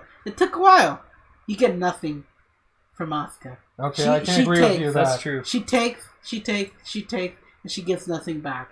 Yeah. Fuck Asuka. Okay, I forgot to add her a person I hate as well. I got you. Good. Fair enough. So, for me, it's a little bit different. This is kind of, some PTSD.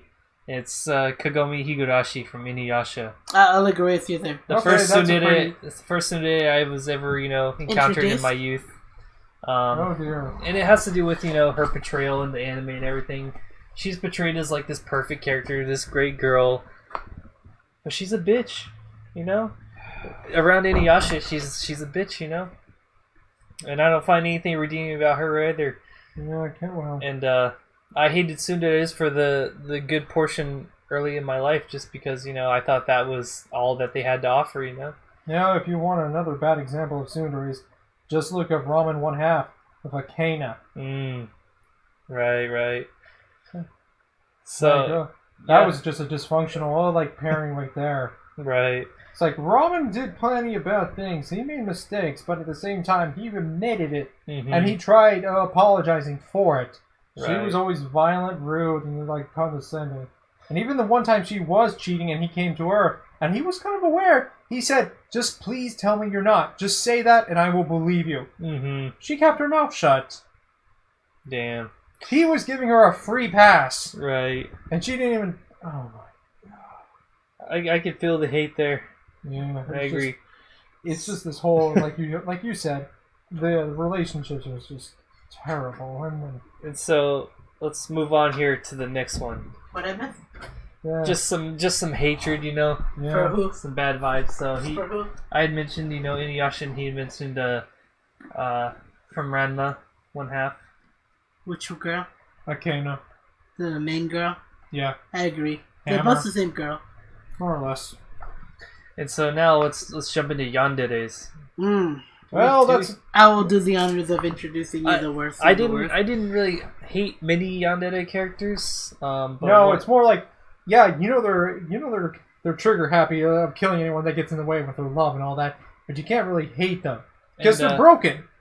You see, I'd agree with you there, but I mean, there's some people who would put the main girl from School Days, not the one that's your friend, but the one that you're trying to go Kotonoha. for. Yeah. Kotonoha. Kotonoha. You know, because she had something going for her, and you know, she wasn't a yandere at first. Exactly, no. but she was pushed to that point. Yeah. See, but her, she has some redeeming factors, even being a yandere. Yeah. I think. But first off, here's the thing: if it wasn't for those factors that pushed her, she would never be one. And so it's not really her fault, and you can't really hate her. And if anything, it's like the main guy, and also just like going around and just sleeping with other people. Like, what the hell? You got the girl you wanted, and now you're doing all this? Technically, okay, I only got the good route in School Days because you tried to avoid it. I didn't know what I was doing wrong to get the right answer. Wait, let me get this straight. You were choosing. I was randomly, trying to get the worst of the worst. and you got a good ending. I got the good ending with that girl. And what pissed me off about it most was the main character could not talk for himself. Like, he could not stand up. You know, all of this would be solved if he just said these simple words. Kotonoha's my girlfriend. That's it. This other girl, she's my friend, and she's confused. Yeah. He does not talk. He just in the visual beating. In the visual novel, you're just the guy playing, so of course you can't really talk. That's why. In the anime, of course, there's no excuse. Right. No, they chose the worst route, though. I mean, the best route, but the worst outcome. Best but worst, yeah. The Kotonoha bad ending. But you know, I Still say good, that, and that's my intro to why I hate the worst. Alright. You know Gasai.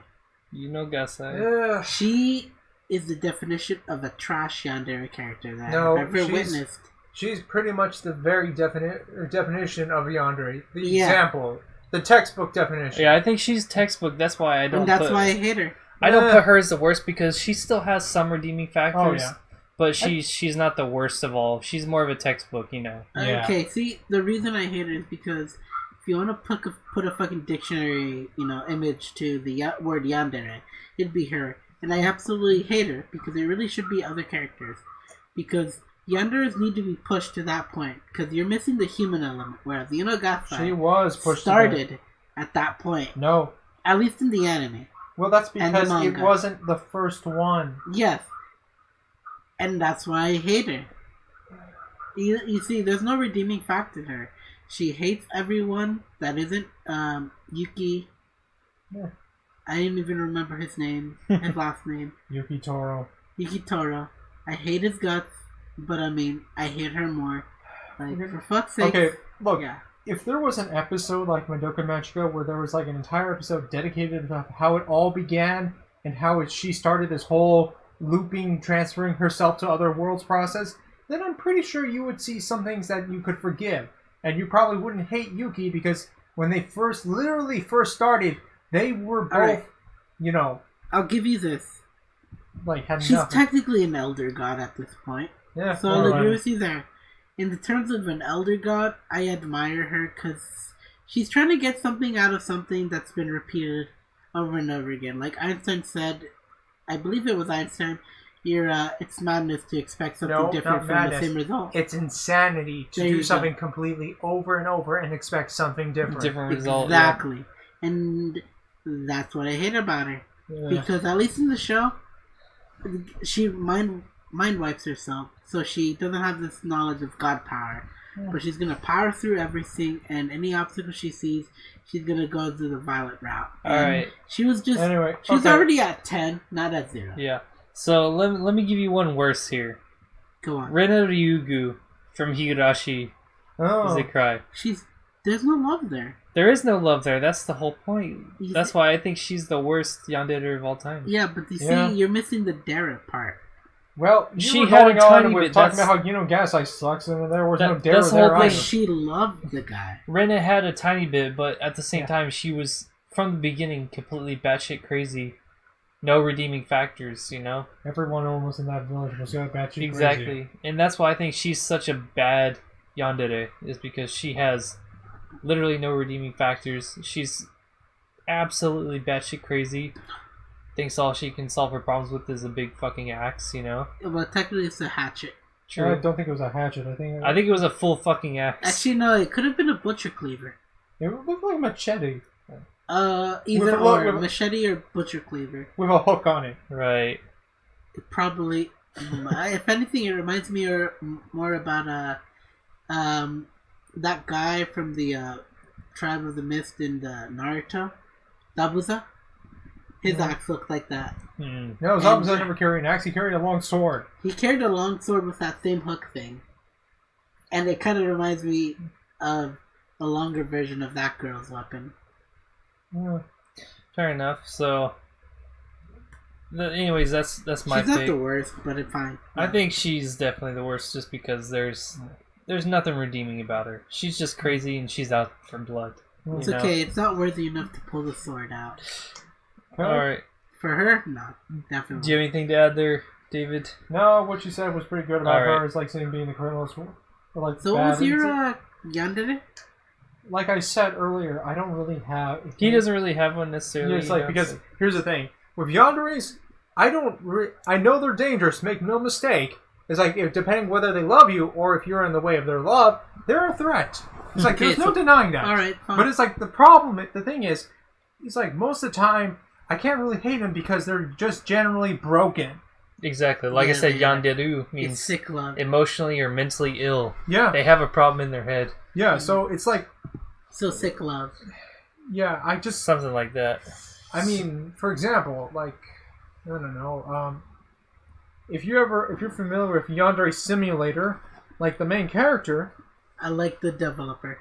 Yeah, like the main character, he tells her that she's like broken and everything, and it's like the one guy she likes, or the one guy just happens to be her love. He literally brings color to her world, so it kind of explains why she's so protective about the whole, like making sure that no one takes it away. Right. On a tangent of Yandere Simulator, I like how the FBI literally came to his house, saw his fucking web browser history, and immediately classified him as a victim until they realized, oh, he's just a game developer making a shit game. Nah. Keyword on shit game. It's not a shit game. Yandere Simulator. It is a shit game, but still. To everyone that doesn't know better. Yeah, you should buy it. You should buy the game. It's definitely not a good game, but it's not a shit game. Actually, he's been going through making improvements and listening to suggestions and requests. So he's got years to go. It's an early access game. Yeah.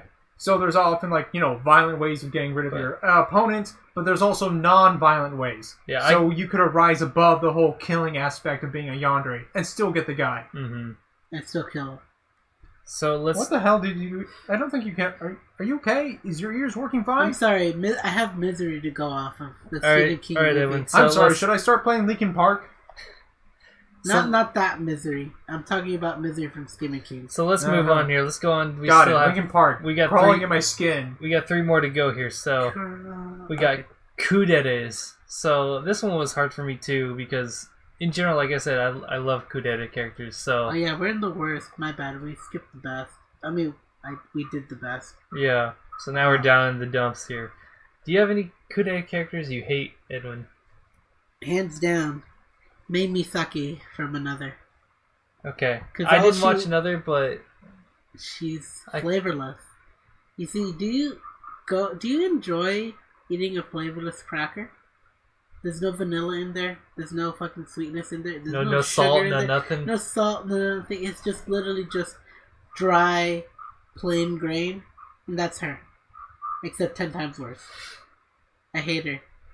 Because she's the driving factor of the show, and there's nothing in there at all. Because, Another, they think she's the cursed one, but in reality, it's the teacher, the substitute teacher. But that's a spoiler there. Fuck you guys. I ain't watching it, so who gives a fuck?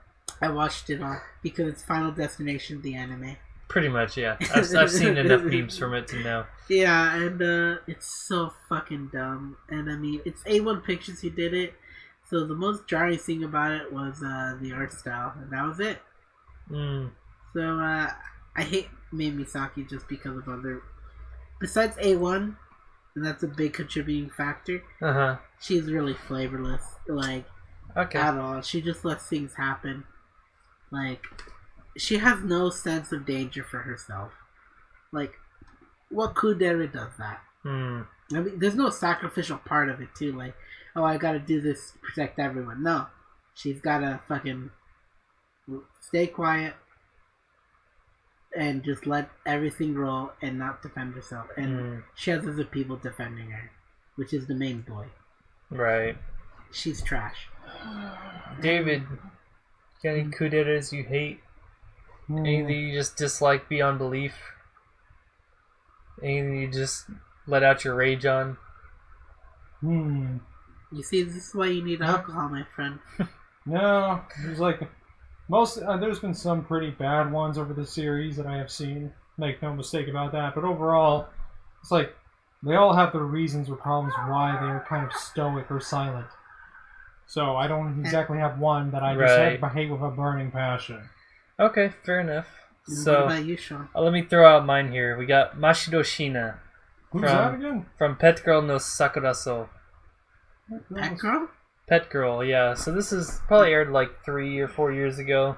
Yeah, show me a picture of one. I need to find it. So yeah, you keep talking. Go for it, yeah. So it wasn't Sakuraso, and it wasn't even necessarily her fault. It's more so a bad show, I think, that she was kind of stuck in. And she was just so bland. She was the most bland character of all time, I think, as far as the kudere goes. I've seen it, but I never watched it. Okay. And she was just supposed to be that whole, like, kudere, she's like a famous artist online, all this stuff, but she had no redeeming factors. Not even... It was similar, but just worse, you know. That was a trick question, because she's better than Edamanga Sensei. I don't think so. Fuck you. No. You want to fuck your little sister? Edamanga Sensei is definitely better. Sister? It's like, you're not blood related. But anyways, get out of here. Moving on. You're welcome to the council, David. You've been banished. But I think it's just because she was... So I'm welcome, but I'm banished. Great contradiction. But yeah, she was the most... He's banished. You're welcome. Yeah. But she was just so bland, and she was just so weak of a character. And it was such a popular anime at the time, too, and I just couldn't get it. I just did not get the popularity at all. Because it was just so bland. It was probably the most bland anime I'd seen at that time in my life. I'll probably remember this later on tomorrow morning, and just like, wow, I need to watch this anime. I don't know why. And I agree with you. I had to drop it probably 3/4 of the way through just because I just literally could not bear anymore.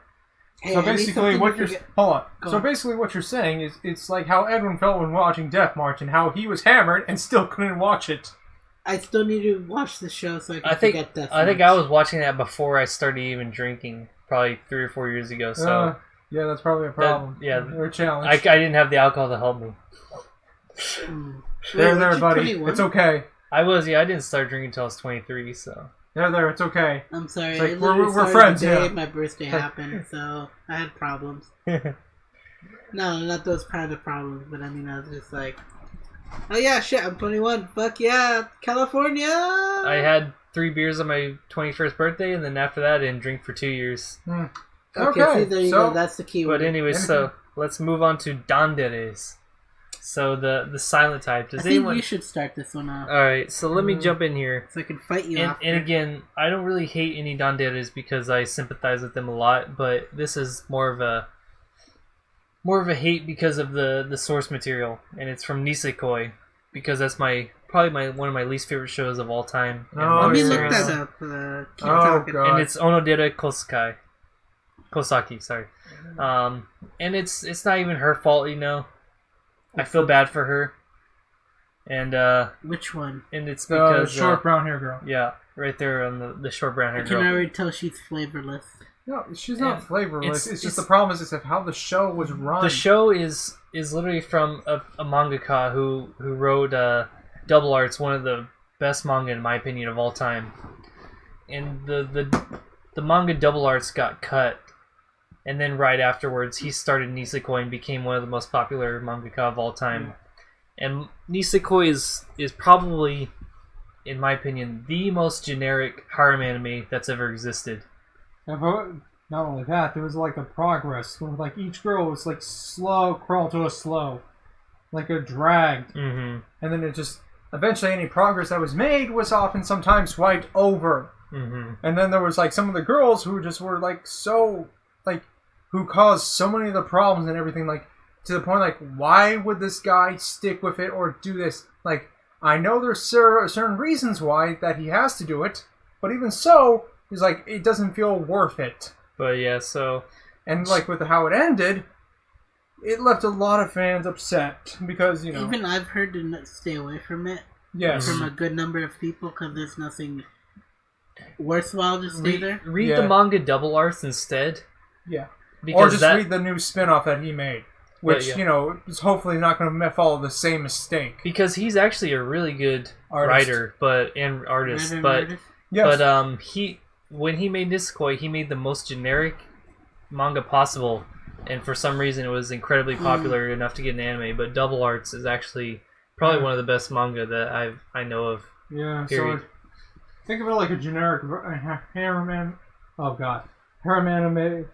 anime version of like Death March. Like how like they're traveling and the magic and everything. Like if anything, a Dendere and Death March would be that girl that does the pony riding stuff. But yeah, it's got every single trope and every single like little thing that you could ever think of that makes it generic. It's so boring. I mean, if it's someone's first harem anime, then sure, it's probably okay, but or probably like a great one because they don't know better. If you know anything about harem anime and you've seen any good ones at all in your life, then you're gonna hate it. Queen's Blade. No, that's not even harem at all. It's like the only harem version. Just ecchi. It's just ecchi, yeah. The only harem version of Queen's Blade is when you go play the games with that one male character, with that was only that focus on one girl, depending on your choices. Or if you start writing fan fiction. I'm sorry, can you tell me more about this video game? It's only Japanese only. There was like I will find the translation. We'll get you one, boy. Give me so one. Let's see you here, Dere. Who do you hate? You want to know what I hate? I'd love to hear what you hate. Yeah, go ahead. Get it out of your system. It's from Suzumiya Haruhi. And I need you to take a quick guess. Mikuru. Yeah. I love her, though. Good, well, good, because it makes it even more better that I have to bash on her right now. She's the worst. We'll be fighting outside after the cast. I hope you know. Yeah. Alright, so here, let me explain myself. Before you fight, make sure write down the will of what I get from who, okay? You get my debt and no, you owe me money. Yeah, no, don't worry, you get my debt. Alright, so just from that though, you picked Mikuru. You chose your side. What I don't like about Mikuru is she just lets everything happen to her. Like, she's just the most powerless thing out. She's basically a bunny that has no will to survive. But the thing that I think redeems her is her future self, and that she becomes a fucking dank-ass milf. Take away her future self, and what is she? There's also a moment where she kind of snaps, and like, she doesn't let anyone push her anymore. That includes both Haruhi and Kyun. That's true. Once.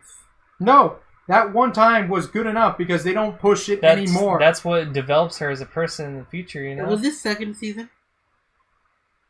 That's first season. No. I've seen first season. I've seen it too, my nigga. You're telling me she stands up for herself first season. She does. I think... She's still in there. Alright, go. She's still my worst candidate. Okay, whatever. We'll throw fists later. It's okay. I had to pick over Mio and Mikuru, so it had to be one of those two. Did you say Mio? Yeah. Akiyama? Yeah. I'm just kidding. No, I was about to say. I just read it off right here, but no, I didn't like Mikuru. I'll throw with you right now instead. No.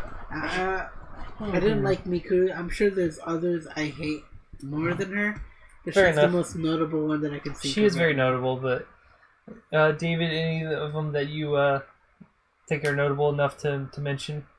No, frankly, I don't really hate any of them because, like, it's their character type. It's how they are. True. I generally do like them. That's the only reason I mentioned Ondera is just because of the source material she's in. I don't even necessarily hate her. It's just, you know, she's in a bad spot, you know.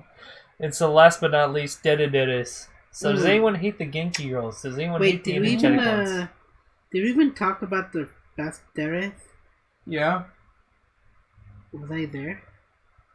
You did mention it, then you stepped out. Maybe mentally, but not physically. Are you sure? Positive. Because I'd remember if I mentioned. Oh yeah, so we'll mention it anyways. So. All right, go ahead. Say it again. What was your favorite dere? Just to recap. So mine is Meiko Honma from Anohana. That's good actually.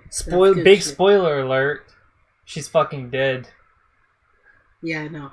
Yeah, she died literally at the beginning. But she's so pure in every single way possible.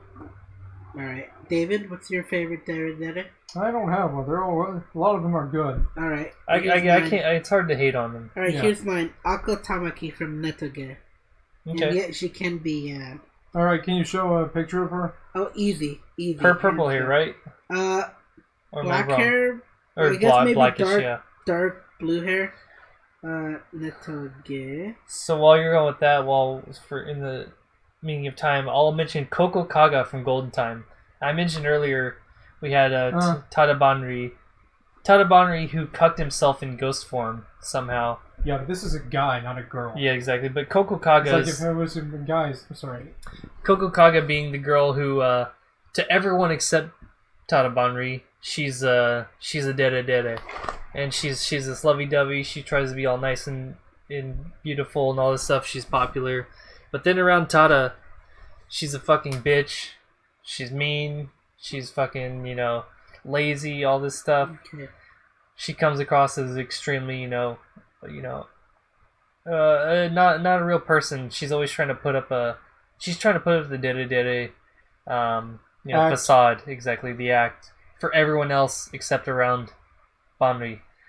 All right, so let's get to our worst because I needed that recap. That was my worst right there. That was your worst? Weren't you listening to a word he just said? Oh, okay. Motherfucker. Whoops, my bad. I got distracted for a second because I was literally going into my best was from Anohana. Okay, yeah. Worst from Golden Time. Okay, all right, thank you. Because I literally went to a blindless rage when I read what I wrote down. Go for it. What do you got? Chiyo from Nozaki-kun. Okay, I don't know her, but go for it. I could probably Wait, pull was it that up. the monthly artist one? Yeah, that guy who's a mangaka and he draws shoujo manga and all that shit. Okay. And Chiyo's like basically the orange hair girl with the like pigtail or like not pigtails, pigtails and ribbons and all that shit. Yeah, I hate her because there's no. I mean, she may love him, but there's no romance between them. because the guy's he's kind of oblivious. I was gonna say uniquely dense. Uniquely oblivious. But dense, oblivious is like basically he's in charge of making like shoujo manga. So anything she says, he misinterprets it, and that either she's a fan of his work or that she's trying to provide material for him to use for said work. All right, let me put it this way: if a girl shows up that says she's your #1 fan and does all this stuff that girl does, you wouldn't want to get the urge to fucking do stuff with her? It's like, I don't know because I never had that happen before. Okay, hypothetically speaking, put yourself in Nozaki-kun's shoes. Well, for starters, I'd probably go ahead and ask her to get clarification and clear up any details. And yet you'd still be further than that guy. Well, obviously, because the thing is, he's uniquely dense or oblivious. What But then she's again, in- Then again, I know other main characters who are dense and that I despise with a bone, or Right. like with a burning passion that rivals a supernova. You see, alright, I feel you there. But I mean, you see, what I don't like about that girl is like, she's in an unhealthy, one-sided relationship. And I hate that about her. Yeah. Maybe it's too relatable, I guess. But I mean... So in other words, whatever. it's because it reminds you of you. Maybe it's a little bit too relatable, so whatever. Damn. So, okay. So yeah, Alright. the Chiyo from Nozaki-kun is definitely my worst. Sean, what about yours? I mentioned mine, Koko Kaga from Golden Time. Yeah, he said it like I three said, times now. she puts up this big facade of being dere, but she's a bitch. She's not real. She's putting it on for an act, Okay. For Is me- David? I don't really have one. Alright, that's okay. It's okay. You Alright. got it covered up. Well, let's move along to the last but not least of our topics here. the recommendations. What do we have to tell you all about? I'll recommend last because I have to recommend my boy here who's on the little square right now. So let's go with the anime, manga, or games. So I'll go ahead and go first. So I'll recommend to everyone Mushishi. Yeah, this is good series. The anime, back from 2005. The manga is also good because yeah, if you can find it. Yeah, I think it's got a 2011 release for another season. It's done though, so the anime has covered every single manga chapter that exists, and the manga is done. Mm-hmm. So there's nothing more to adapt on that. So if you want to check out Mushishi, there's about 50 episodes worth of content that you can check out as far as that goes, and it covers every single chapter of the anime, or the manga. Mm-hmm. They're all good. It's got this really nice vibe to it. It's got a nice spiritual vibe. It's very mysterious, and every episode is episodic, so you can kind of jump in wherever if you really want to. But I would prefer, jump in from the beginning. I'd input this. I'd recommend the English dub because it's got a good English voice cast, especially Roy Mustang as the guy from Mushi. Who's the guy that travels around? The main guy. I can't remember his name. It's been years since I watched it, but it's got that guy playing that role, and he does it really well. I think it's his best role, and that's saying because I like Roy Mustang. Honestly, I've watched both, and I think both are excellent. So if you can only find one, you're not going to be disappointed regardless because the performances are all great, dub or sub.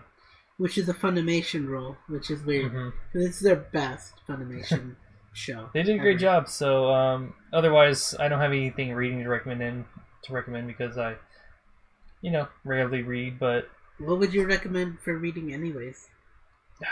Alice in Hell. Let's go. You can't find the rest of it out there right now because it's not translated or distributed anywhere. But unfortunately, it's one of my favorite manga of all time. Okay. But you're not going to be able to find the end of it. Not even in Japanese here. It's tough to find. I'm still looking because I want to read the rest. You find it, you show it to me.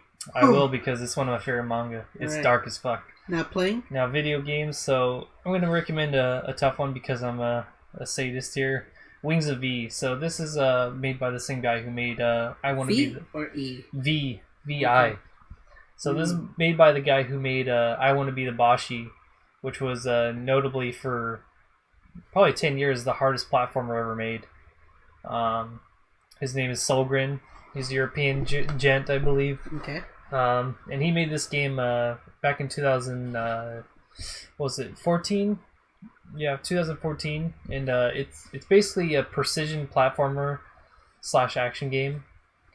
So it's one of those games where you're running through tight corridors, precision jumps and everything. If you fuck up one or two times, you restart, you go again, kind of thing. And then you have these intense boss fights that are fucking amazing.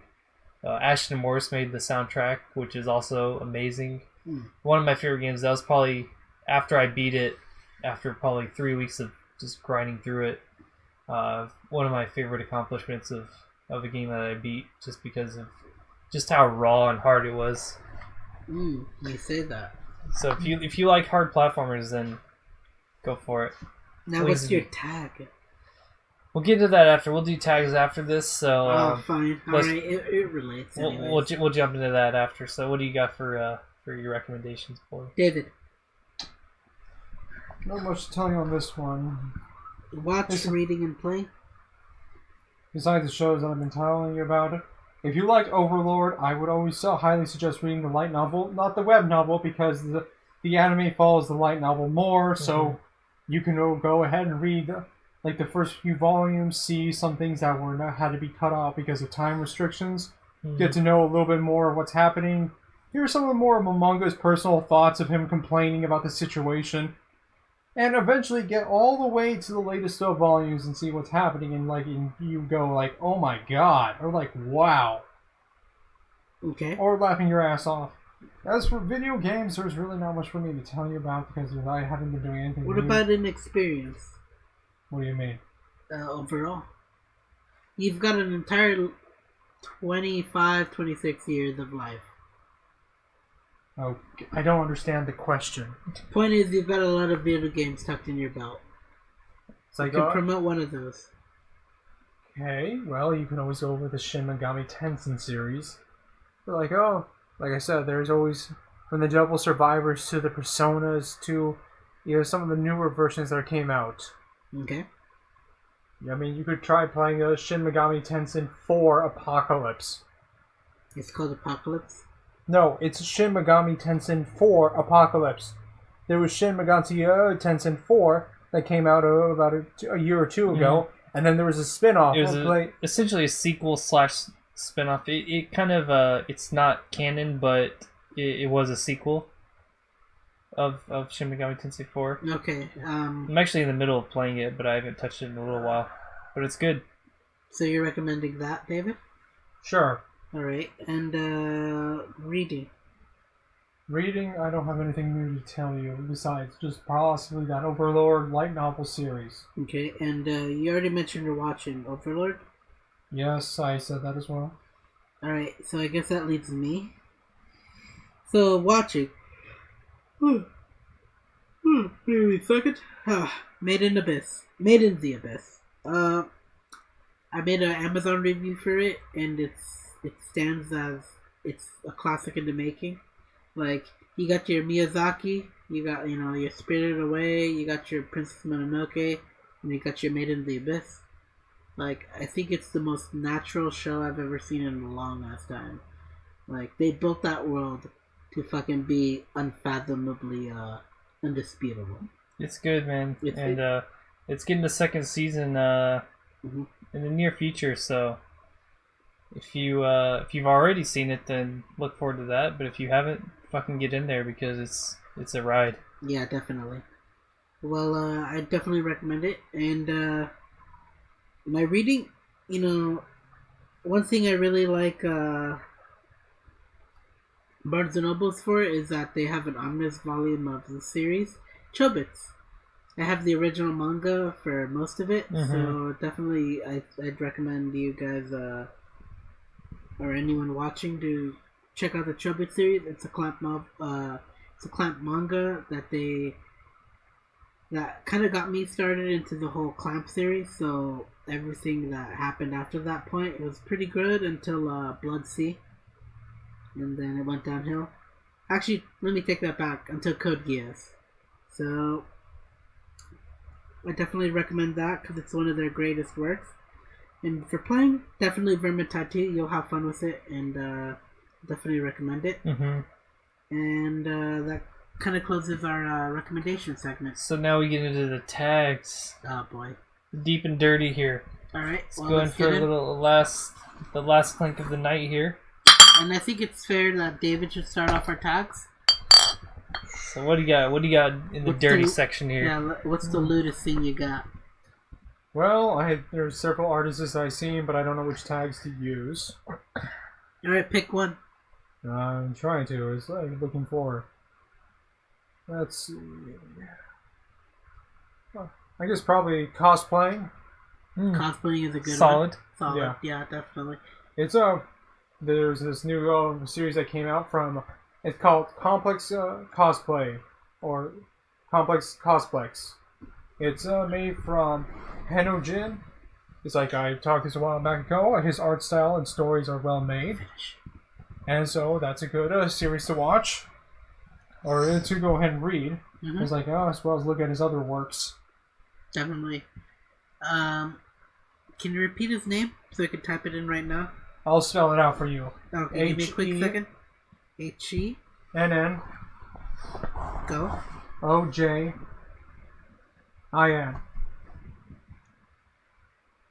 He's creating Doujinshi Challenge to Patreon. Oh, he's got a Patreon. He's got a Twit. I'm checking out his Twitter. Yep. Alright, thank you very much. Good stuff. I mean, there's lots of cosplay stuff out there, and you can find in all shapes, colors, sizes, and everything. I recognize it already. So yeah, like I said, his artwork is good, and it's like his stories are well made. Fair enough.